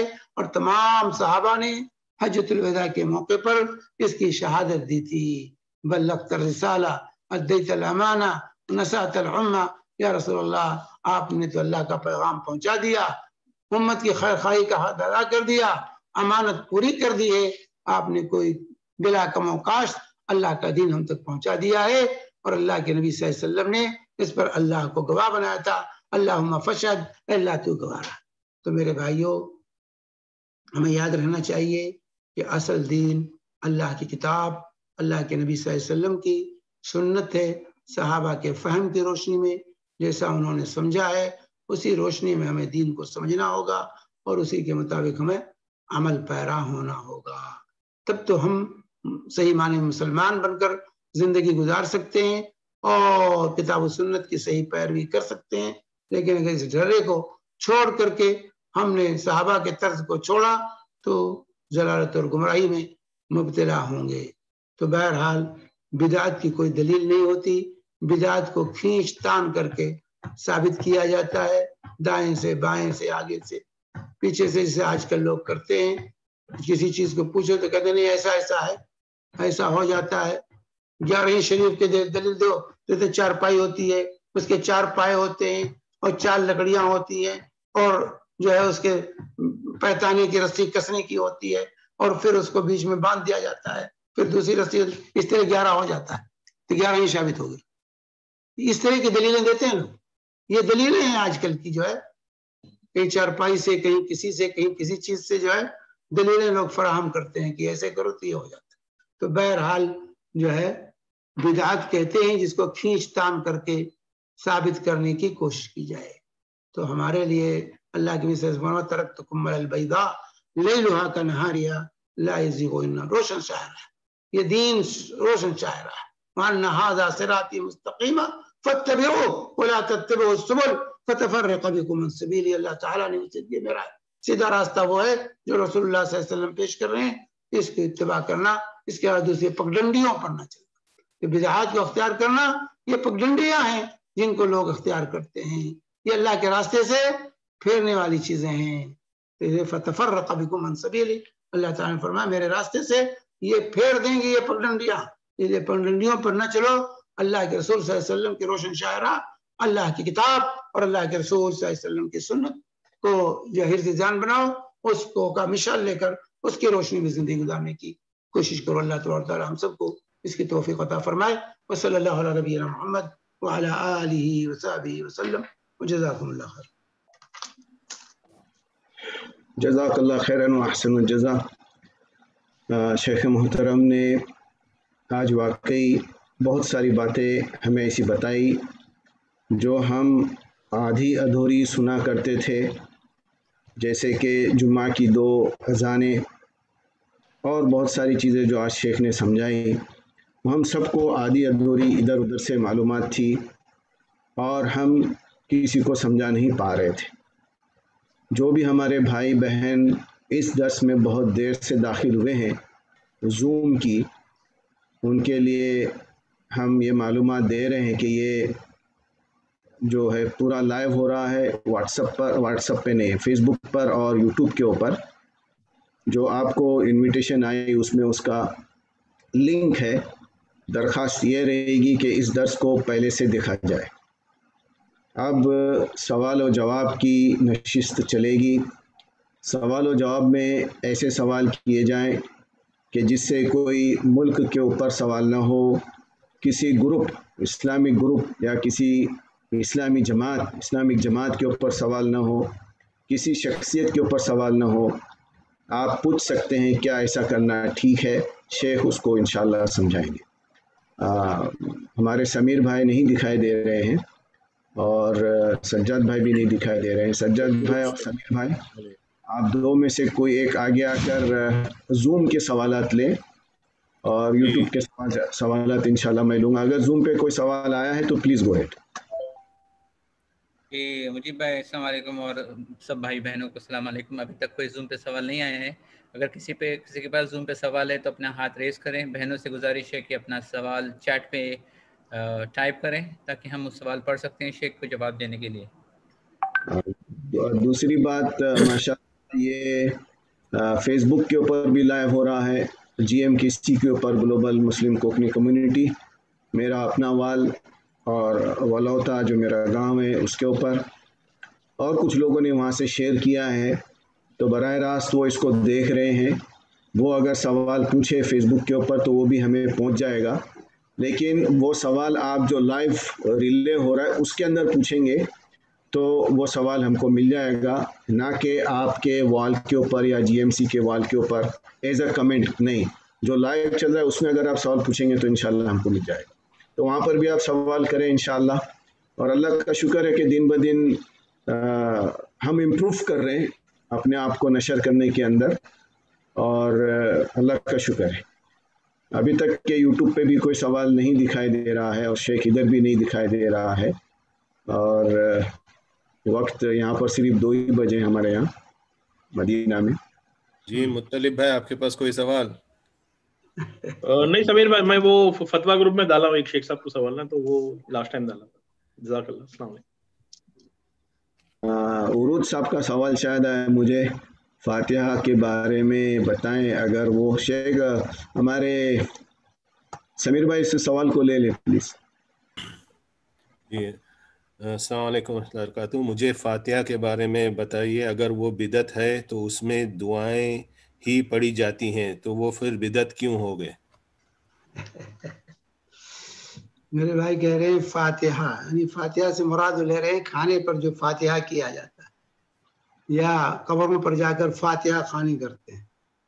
اس کے بارے میں ان کا سوال ہے کہ بھائی اس میں تو سورہ فاتحہ پڑھی جاتی ہے اور دعائیں پڑھی جاتی ہیں۔ سورہ فاتحہ میں کیا ہوتا ہے؟ فاتحہ میں سورہ فاتحہ پڑھتے ہیں، سورہ بقرہ کی ابتدائی آیات پڑھتے ہیں، اور اس کے بعد چاروں قل پڑھتے ہیں، چاروں قل پڑھتے ہیں، اور پھر جو ہے اگر رسالہ ثواب وغیرہ کرنا ہوتا ہے، نظر و نیاز ہوتی ہے، تو کہتے ہیں اس کا ثواب فلاں کو پہنچا دیں، اور جو ہے تو اسی کو فاتحہ لوگ کہتے ہیں۔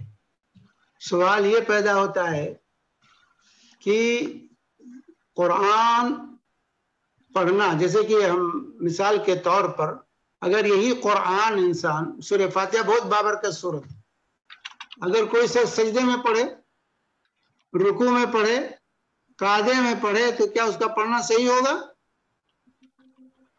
نہیں بھائی، سورہ فاتحہ بابرکت سورت ہے، لاؤ ہم سجدے میں پڑھتے ہیں، لاؤ ہم رکوع میں پڑھتے ہیں، لاؤ ہم جو ہے قاعدے میں پڑھ رہے ہیں، تو کیا یہ پڑھنا صحیح ہوگا اس کا؟ یہ کہہ سکتے ہیں کہ بھائی فاتحہ تو بہت بابرکت سورت ہے، پڑھنے میں کیا حرج ہے؟ نہیں، وہی نہیں کہہ سکتا کہ پڑھیں گے ہم۔ جیسے روزہ ہے، روزہ جو ہے عبادت ہے، رمضان میں نہ رکھیں روزہ تو گنہگار ہوں گے، اور عید کے دن روزہ رکھیں تو آپ گنہگار ہوں گے، وہی روزہ عید کے دن رکھیں آپ تو گنہگار ہوں گے۔ تو جو عمل جہاں بتایا گیا ہے وہاں کریں گے تب تو ثواب ہوگا، اور اس کے خلاف کریں گے تو ثواب نہیں ہوگا، اس کی مخالفت کریں گے تو ثواب نہیں ہوگا وہ۔ تو قرآن سورہ فاتحہ بابرکت سورت ہے، لیکن جہاں پڑھنے کو کہا ہے، جس طرح پڑھنے کو اللہ کے نبی صلی اللہ علیہ وسلم نے کہا ہے اس طرح پڑھیں گے تب ثواب ہوگا، منمانی پڑھیں گے تو ثواب نہیں ہوگا، بلکہ اس سے پکڑ ہوگی آپ کی۔ آپ یہ قرآن آپ رکوع میں پڑھیں گے تو پکڑے جائیں گے، اللہ کے جواب دینا پڑے گا، سجدے میں پڑھیں گے، قعدے میں پڑھیں گے سورہ فاتحہ تو پکڑے جائیں گے، یہ نہیں کہ یہ فاتحہ بہت بابرکت سورت ہے۔ دیکھیے اللہ تبارک و تعالیٰ نے رسول پاک صلی اللہ علیہ وسلم کے ذریعے جو دین بھیجا وہیں پر لازم کیا کہ آپ کی اتباع کریں، ہم آپ جیسا بتائیں ویسا کریں گے تب ثواب ہوگا، اس کے خلاف کریں گے تو ثواب نہیں۔ اصل عبادت کیا ہے؟ اصل عبادت نبی صلی اللہ علیہ وسلم کی اتباع، اصل عبادت نبی کی اتباع کا نام ہے۔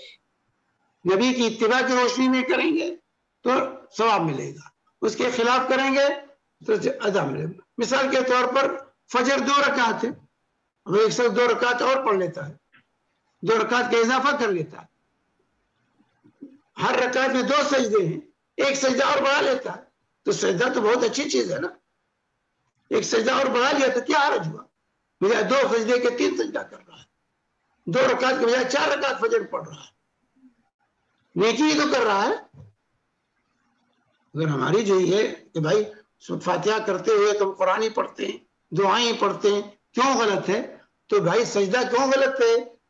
رکعت کیوں غلط ہو رہی ہے؟ اگر 2 رکعت کی جگہ پر ہم 4 رکعت پڑھتے ہیں فجر، 2 سجدے، ایک رکعت میں 2 سجدے کے بجائے ہم 3 سجدہ کرتے ہیں، تو کیوں غلط ہے وہ؟ تو گزشتہ میں نے کہا تھا کہ جو ہے حضرت امام مالک رحمہ اللہ سے ایک شخص نے کہا تھا کہ میں چاہتا ہوں مسجد نبوی سے میں احرام باندھوں، احرام مسجد نبوی سے باندھوں۔ اس نے پوچھا کہاں سے احرام باندھیں؟ تو آپ نے کہا ذوالحلیفہ سے احرام باندھو۔ اس نے کہا میں چاہتا ہوں مسجد نبوی سے احرام باندھوں۔ تو کہتے حضرت امام مالک نے کہا میں تم پر فتنے سے ڈرتا ہوں۔ تو کہا اس میں کون سا فتنہ ہے؟ چند ہی میل کا تو فاصلہ ہے، چند ہی میل کا تو فاصلہ ہے، تو امام مالک نے کہا فتنہ یہ ہے کہ تو نبی کریم صلی اللہ علیہ وسلم سے آگے نکلنا ہے، جو کام اللہ کے رسول نہیں کر سکے وہ کرنے کی کوشش کر رہا ہے، تو اس سے بڑھ کر فتنہ کیا ہو سکتا ہے؟ جب اللہ کے نبی صلی اللہ علیہ وسلم نے کھانے پر فاتحہ نہیں پڑھا، سورہ بقرہ نہیں پڑھی، قبر پر سورہ فاتحہ اور سورہ بقرہ نہیں پڑھی، اور جو ہے چاروں قل نہیں پڑھا، تو اس کا پڑھنا کیا ہوگا؟ یہ بدعت ہوگا۔ من احدث فی امرنا ھذا ما لیس منہ فہو رد، جو ہمارے اس دین میں کوئی ایسی چیز ایجاد کرے جو اس میں سے نہیں ہے وہ مردود ہے۔ من عمل عملا لیس علیہ امرنا فہو رد، جو کوئی ایسا عمل کرے جو ہمارے طریقے پر نہیں ہے وہ مردود ہے۔ اس لیے کوئی بھی عمل کرتے ہوئے دیکھنا ہے آیا اللہ کے نبی صلی اللہ علیہ وسلم سے وہ ثابت ہے کہ نہیں۔ اصل عبادت نبی کی اتباع کا نام ہے، اصل نیکی نبی کی اتباع کے نام ہے۔ جو کام نبی کی اتباع میں ہوگا وہ نیکی ہے، جو کام نبی کی اتباع سے خارج ہوگا وہ نیکی نہیں ہے، یہ واضح ہونا چاہیے۔ اس لیے فاتحہ چونکہ اللہ کے نبی صلی اللہ علیہ وسلم نے فاتحہ خوانی نہیں کی ہے، اس لیے یہ سنت نہیں بلکہ بدعت ہے۔ جزاکم اللہ خیر۔ جزاک اللہ خیر۔ یہاں پہ ایک اور سوال ہے، اگر ماں باپ حق تلفی کریں جائیداد میں اور صرف 25% دیتے ہیں تو کیا کریں جبکہ ہم کو ضرورت بھی ہے؟ ماں باپ زیادتی کریں، ٹھیک ہے، ماں باپ کہیں زیادتی کریں گے؟ جیسے کہ دوسرے سسٹرز کو 1 RP اور مجھ کو 25 پیسے دے رہے ہیں، یعنی 1 روپیہ دوسرے کو دے رہے ہیں تو مجھ کو 25 پیسے دے رہے ہیں۔ دیکھیے تحفہ اور ہدیہ، اگر ماں باپ تحفہ اور ہدیہ دے رہے ہیں بچوں کو، اول تو یہ بات ہے بچوں کو یہ حق نہیں کہ ہمارا حصہ دو۔ بہت سے بچے مانگتے ہیں ماں باپ سے کہ ہمارا حصہ دو۔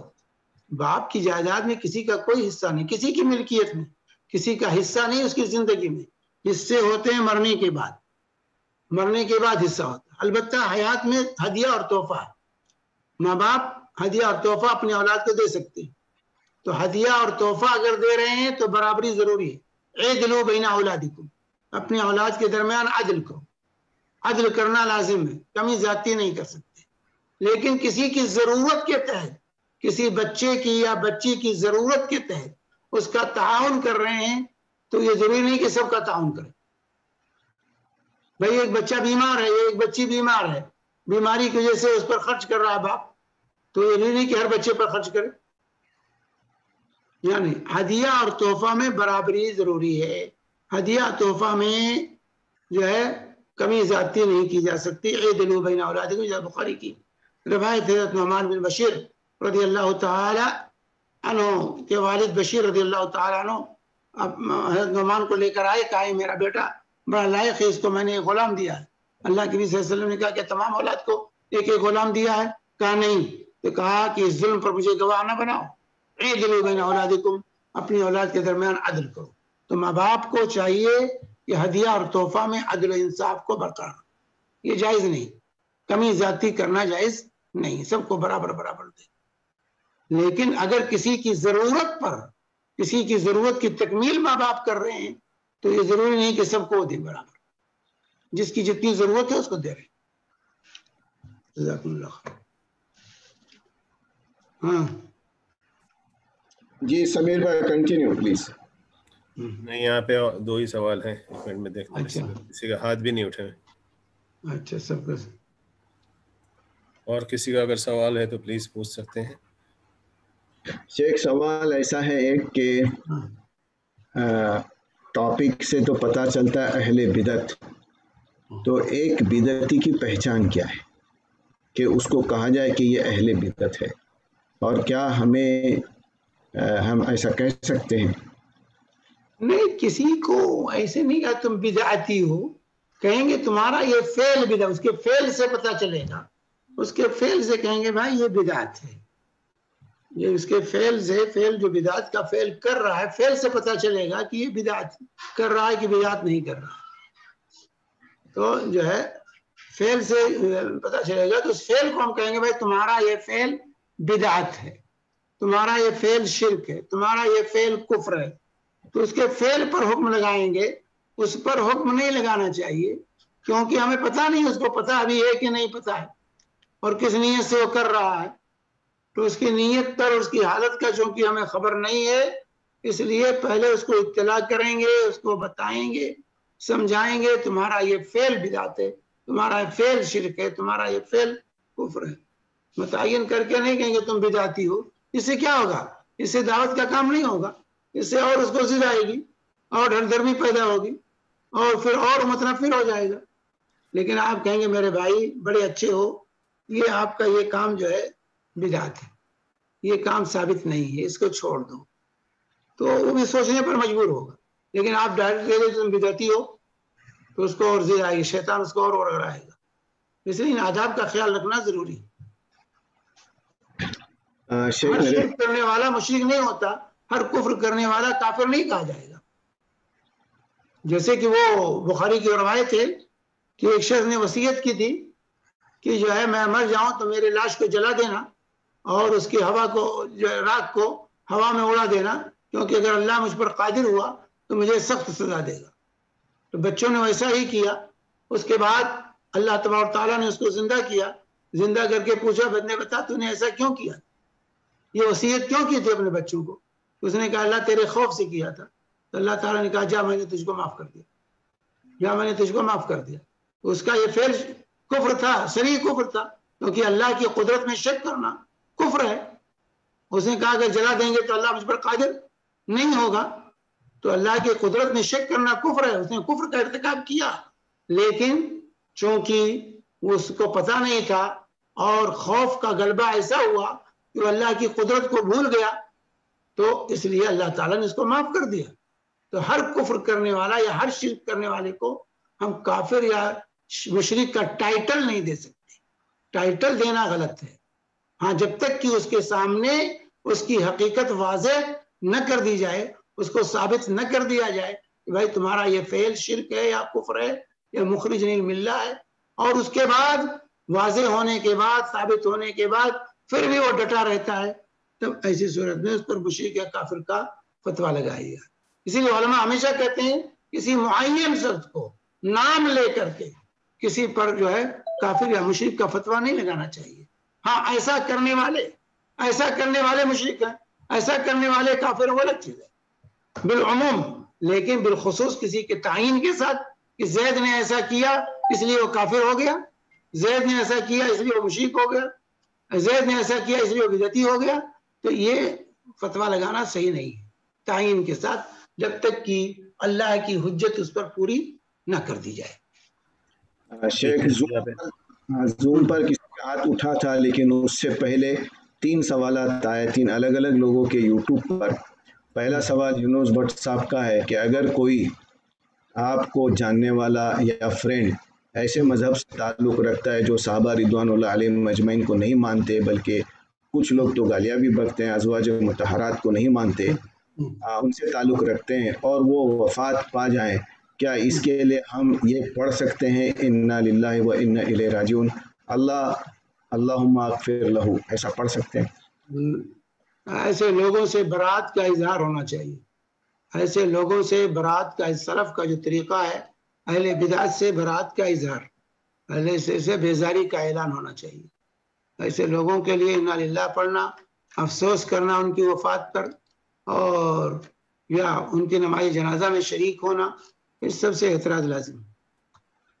جزاک اللہ خیرن وحسن الجزا. ہمارے مشتاق بھائی مشتاق حنیف صاحب کا سوال ہے، کیا فرض نماز کے بعد ہاتھ اٹھا کر انفرادی طور پر خاموشی سے دعا مانگنا بدعت ہے؟ دیکھیے فرض نمازوں کے بعد جو چیز سنت ہے وہ اذکار، جو اذکار مشروع ہے رسول پاک صلی اللہ علیہ وسلم سے مسنونہ ہے، اس کا اہتمام ہونا چاہیے.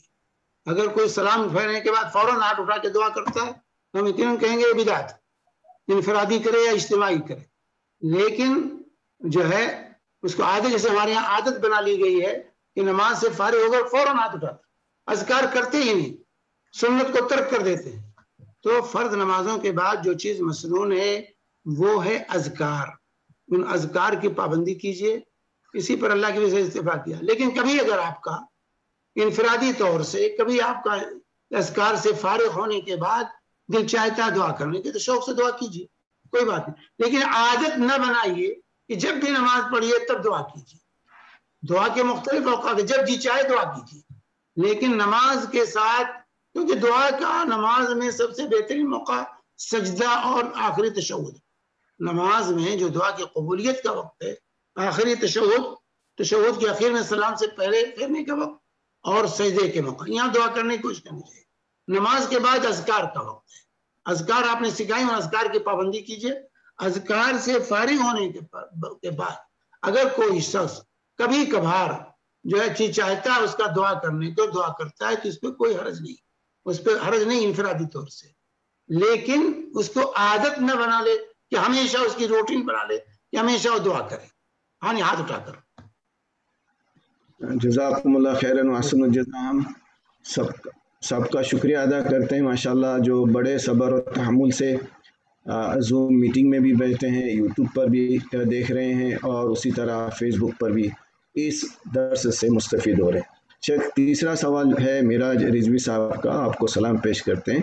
میرا ایک سوال ہے، usually there are small cartoonic pictures, ہاں وہ یہ کہہ رہے ہیں کہ یعنی عموماً چھوٹے چھوٹے کارٹون کے پکچر ہوتے ہیں اور امیجز ہوتے ہیں ہمارے گھر میں، تو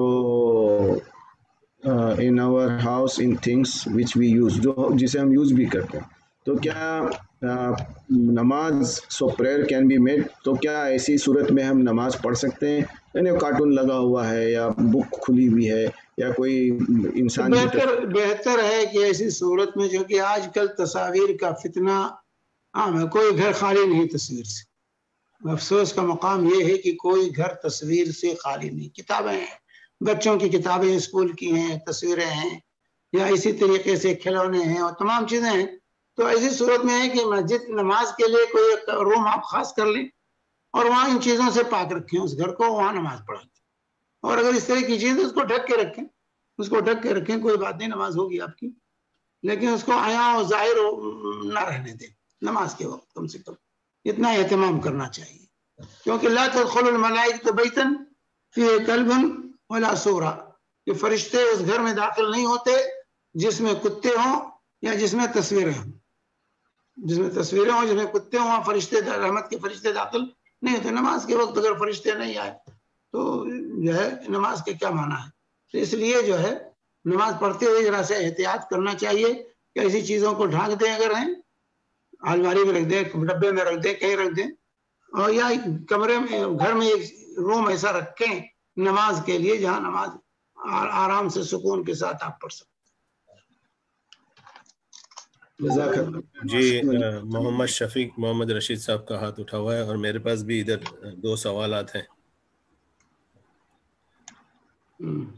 مجھے بھائی آپ لے لیجیے۔ جی السلام علیکم۔ جی السلام علیکم شیخ، کیا حال ہے، کیسے ہیں انشاءاللہ؟ وعلیکم السلام ورحمۃ اللہ وبرکاتہ۔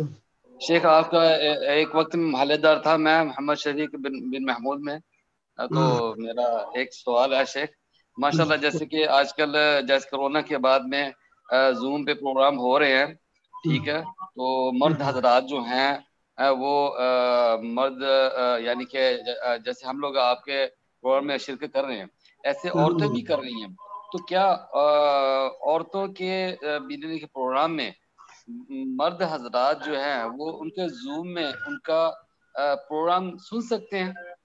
عورتوں کا پروگرام مردوں کو نہیں سننا چاہیے، عورت بولنے والی، کیونکہ عورت کی آواز میں بھی فتنہ ہے، اس لیے عورتوں کی آواز سننے سے بچنا چاہیے، کیونکہ وہاں پہ تقریباً 90% عورتیں ہوتی ہیں، ٹھیک ہے، تو وہاں پہ مردوں کو بھی لنک بھیج دیا جاتا ہے کہ آپ بھی سن سکتے ہیں، تو وہ مرد حضرات بھی پھر ان میں سوالات کرتے ہیں۔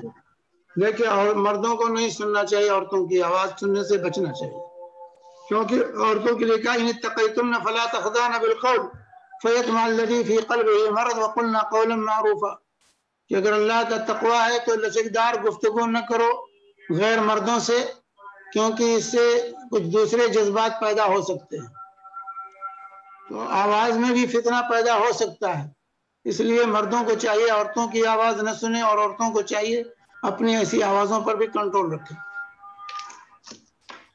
شیخ یہاں پہ ایک سوال ہے کہ جس طرح آپ نے کہا کہ اچھی بدعت بری بدعت، ویسے کیا اچھی سنت اور بری سنت ایسی کوئی چیز ہے؟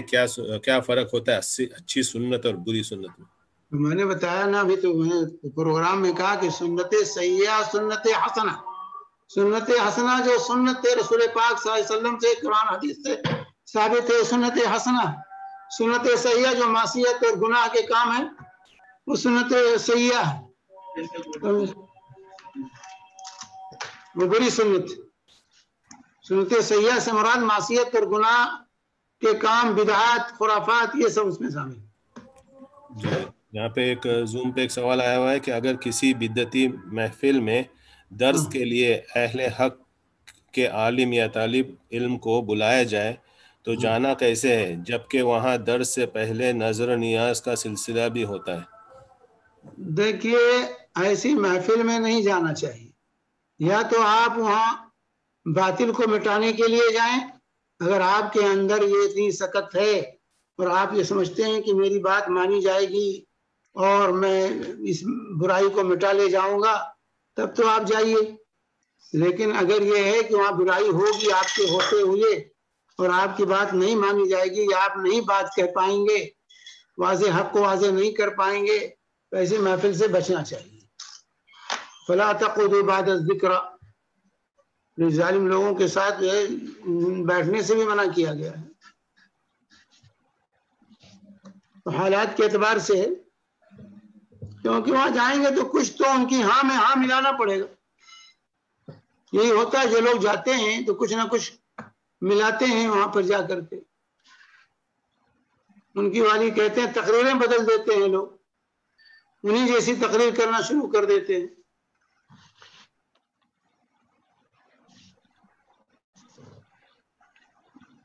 تو اگر اہل بدعت کی محفل ہے تو وہاں جانے سے بچنا چاہیے، تاکہ وہ بدعت ہمیں ملے، تاکہ اگر اللہ کا عذاب آئے تو اسے تو ہم بچ جائیں۔ اگر نیت ہو سدھارنے کی تو پھر نیت سدھارنے کی اور آپ کے اندر سکت ہے تو جائیے سدھارنے کے لیے، لیکن سلف جو اہل بدعت کی مجالست سے منع کرتے ہیں، کیونکہ کہیں وہ بیماری ہمارے اندر بھی نہ لگ جائے، یہ مسئلہ ہے، کہیں وہ بیماری ہمارے اندر سرایت نہ کر جائے، شیطان ہمیں نہ بھی بہکا لے جائے۔ اس لیے اہل بدعت سے ہمیشہ دور رہنے کی تلقین کی ہے سلف نے۔ سمیر بھائی جو دوسرا سوال ابھی آئے وہ آپ لے لیجئے اس کو، اس کے بعد میں پھر میں یوٹیوب کر لیتا ہوں۔ اس میں وہی کہا گیا ہے کہ سنت کے معنی تو رسول صلی اللہ علیہ وسلم کی پیروی ہے، تو وہ صحیح کیسے ہوگی؟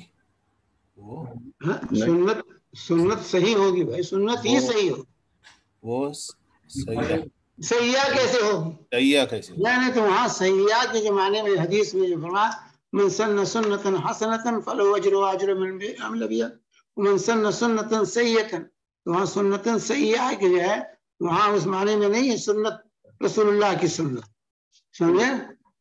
تو وہاں سننا جو ہے وہ دوسرے معنی میں ہے، جو ہے بدعت کے معنی میں اور جو ہے معصیت اور گناہ کے کاموں کے معنی۔ اصطلاحی سنت وہ نہیں ہے۔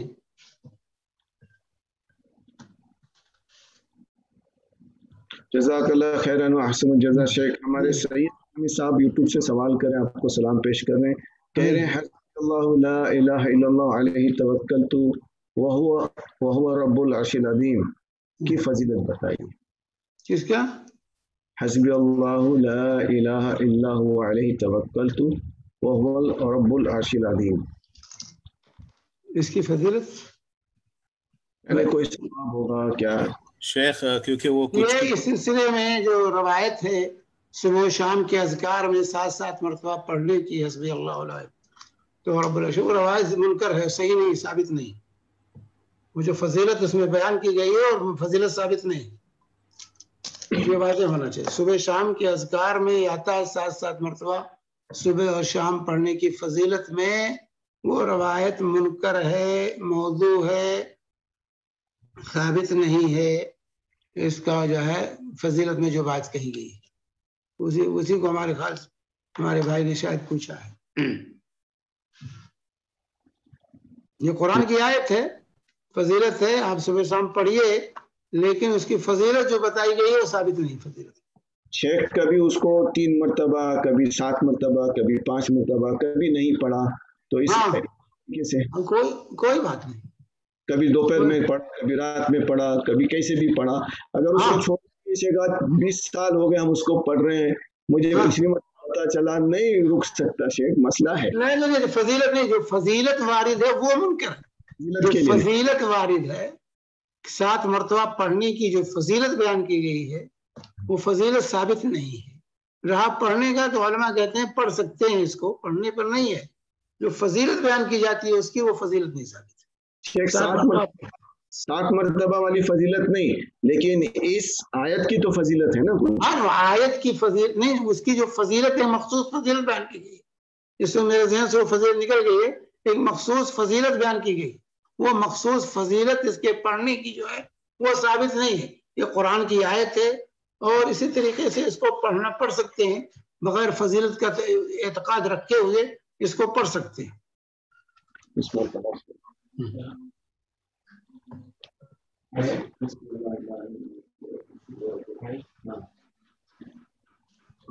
ٹھیک ہے شیخ، یوٹیوب پہ کوئی سوال نہیں اس وقت. کاشف بھائی کو دے دیجئے مائک. کاشف بھائی آپ پوچھ سکتے ہیں آپ کا سوال. السلام علیکم شیخ صاحب، کیسے ہیں جی؟ وعلیکم السلام ورحمۃ اللہ وبرکاتہ. السلام علیکم. وعلیکم السلام ورحمۃ اللہ وبرکاتہ. ہاں فرمائیے. شیخ صاحب کیسے ہیں؟ ٹھیک ٹھاک الحمدللہ، اللہ کا فضل. شیخ صاحب جیسے ابھی ہمارا کوئی عزیز فوت رہتا ہے نا، تو ہم اس کے گھر جاتے ہیں تعزیت کے لیے. تو اکثر لوگ کیا کرتے ہیں، وہ بولتے ہیں ہاتھ اٹھا کے دعا مانگو. تو پتہ نہیں کیا پڑھتے ہیں، تو یہ تعزیت کیسے کرنی چاہیے؟ تعزیت کہتے ہیں کسی کو دلاسا دینا، تسلی دینا. کسی کی وفات ہو کسی کے عزیز کی، تو اس کے پاس جائیے یا ٹیلی فون کیجئے اور اس کو دلاسا دلائیے، تسلی دلائیے. جو اللہ کے صلی اللہ علیہ وسلم پڑھتے تھے دعا، لِلَّهِ مَا أَخَذَ وَلَهُ مَا آتَى وَكُلُّ شَيْءٍ عِندَهُ بِأَجَلٍ مُّسَمًّى فَاصْبِرْ وَاحْتَسِبْ. یہ کلمات تھے رسول پاک صلی اللہ علیہ وآلہ وسلم کے. لِلَّهِ مَا أَخَذَ وَلَهُ مَا آتَى وَكُلُّ شَيْءٍ عِندَهُ بِأَجَلٍ مُّسَمًّى فَاصْبِرْ وَاحْتَسِبْ. کہ اللہ نے جو لے لیا اللہ ہی کا تھا، جو دیا ہے وہ بھی اللہ ہی کا ہے. ہر ایک کا ایک وقت مقرر ہے، لہذا صبر کرو، اللہ سے ثواب کی امید رکھو. یہ اس کا ترجمہ ہے، صبر کرو، اللہ سے ثواب کی امید رکھو. یہ کلمات اللہ کے نبی صلی اللہ علیہ وسلم تعزیت میں کہتے تھے. تو اسی طرح لوگ جو ہے عام طور سے عربوں میں جو ہے آدم اللہ اجر غفر اللہ میتک، کہ اللہ تعالیٰ تمہارے اجر میں اضافہ کرے، تمہارے مردے کو بخش دے. اس طرح کلمات ایسا کہنا چاہیے تاکہ اس کو تسلی ہو جائے بس. اور وہاں جو اجتماعی جو دعا ہوتی ہے الفاتحہ الفاتحہ کہہ کر کے، وہ بدعت ہے. اولاً تو میت کے گھر جمگھٹا لگا کے بیٹھنا یہ غلط ہے. جو 3 دن تو لوگ مجلس سجا کے بیٹھتے ہیں، خیمے لگا کے بیٹھتے ہیں، یہ غلط ہے، سنت کے خلاف ہے.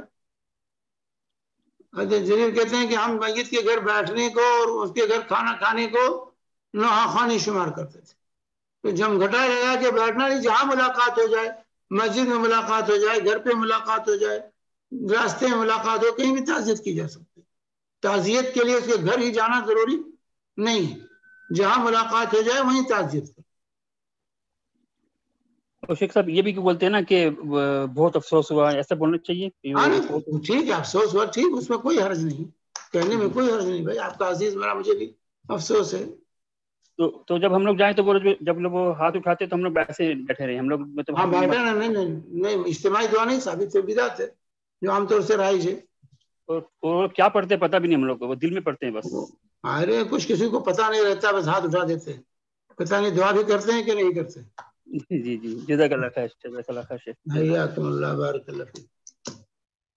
جی شیخ آپ اجازت دیں تو میرے پاس تفسیر سعدی ہے، اس میں کہا گیا ہے کہ کون سی کتاب ہے؟ تفسیر سعدی. اچھا تفسیر سعدی.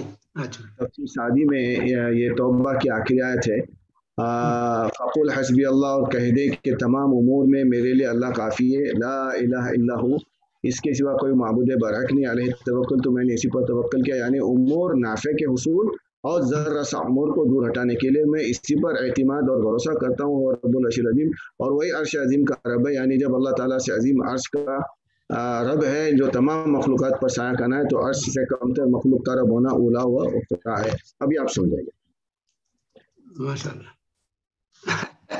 ابھی آپ سمجھا نا، میں نے خالی پڑھا ہوں۔ نہیں ٹھیک ہے بھائی، قرآن کی آیت ہے اور اچھی چیز ہے، اس میں انسان اپنے آپ کو اللہ کے حسبی اللہ، جو اپنے آپ کو اللہ کے حوالے کر دیتا ہے، بندہ اللہ پر توکل کرتا ہے، اللہ پر بھروسہ کرتا ہے، بہت بڑی عبادت ہے اللہ تعالیٰ کی، تو اس میں کوئی حرج نہیں ہے، اس کے پڑھنے میں حرج ہے، وہ اس کی فضیلت جو صبح و شام پڑھنے کی جو فضیلت بیان کی گئی ہے وہ فضیلت ثابت نہیں۔ یہ اسی طرح ہے شیخ جس طرح سورہ یاسین کی فضیلت یا پھر دوسرے جو تو اس کی جو سورت کی اپنی ایک مقام ہے، اس کی اپنی فضیلت ہے۔ اس کی اس میں ہم نے یہ بھی سنا تھا کہ یہ پڑھو تو آپ کی گم چیز فوراً سامنے آ جائے گی۔ میں نے بھی ایک مرتبہ ایسا کیا، بہت ہی عزیز چیز میری گم ہو گئی، بہت پریشان تھا، میں نے قرآن کی آیت پڑھی، پلٹ کے دیکھا تو مجھے میری چیز مل گئی۔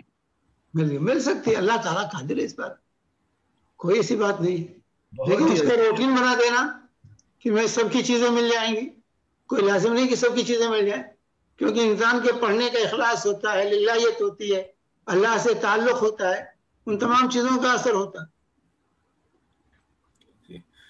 مطلب بھائی کا ہاتھ اٹھا ہوا ہے، ہم وہ سوال لیتے ہیں، اس کے بعد میرے خیال سے وائنڈ اپ کریں گے کیونکہ اذان ہو گئی ہے یہاں پہ۔ السلام علیکم ورحمۃ اللہ وبرکاتہ۔ شیخ صاحب، ہاں شیخ صاحب خیریت سے؟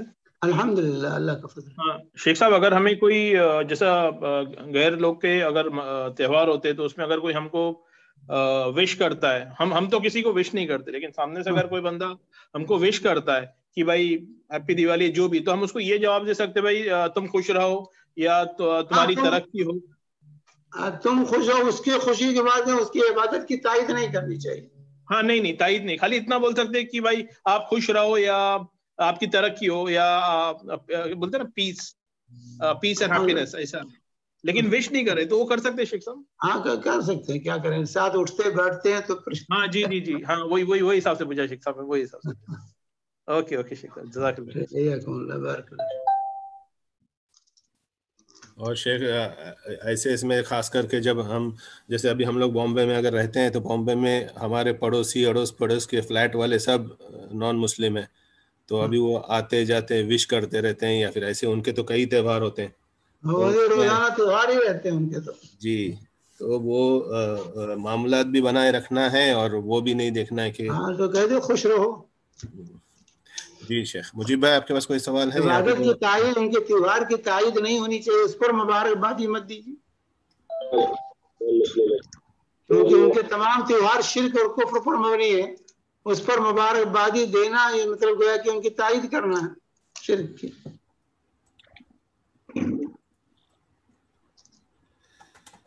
جی مجیب بھائی اگر ہیں تو پھر ورنہ وائنڈ اپ کر لیں گے۔ کوئی سوال؟ چلیں وائنڈ اپ کر لیں پھر شیخ۔ لا الہ الا اللہ۔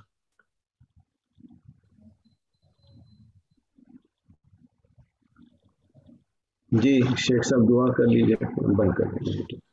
وائنڈ اپ کرنے سے پہلے صرف میں ایک اشہد ان لا الہ الا انت استغفرک واتوب الیک، جزاکم اللہ خیر۔ صرف یہ بتا دوں کہ شیخ شمیم کے دوسرے دروس بھی ہوتے ہیں، وہ سورہ جز اما کی تفسیر چل رہی ہے، وہ ہفتے کے دن اور پیر کے دن ہے، شام میں 7:30 بجے مکہ ٹائم پہ، اس کی بھی لنک پوسٹ کی گئی ہے اسی واٹس ایپ میسیج میں۔ مجھے بھائی آپ اس کو فیس بک پہ اور یوٹیوب پہ بھی ڈال دیں تاکہ لوگ اس سے بھی فائدہ اٹھا سکیں، جو جز اما کی تفسیر جاننا چاہیں وہ رات کے وقت 7:30 بجے شام میں ہفتے اور پیر کے دن جوائن کر سکتے ہیں۔ جزاک اللہ خیر۔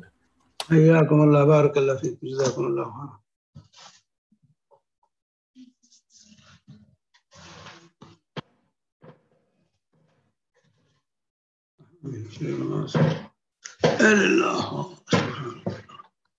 السلام علیکم۔ वालेकुम सलाम।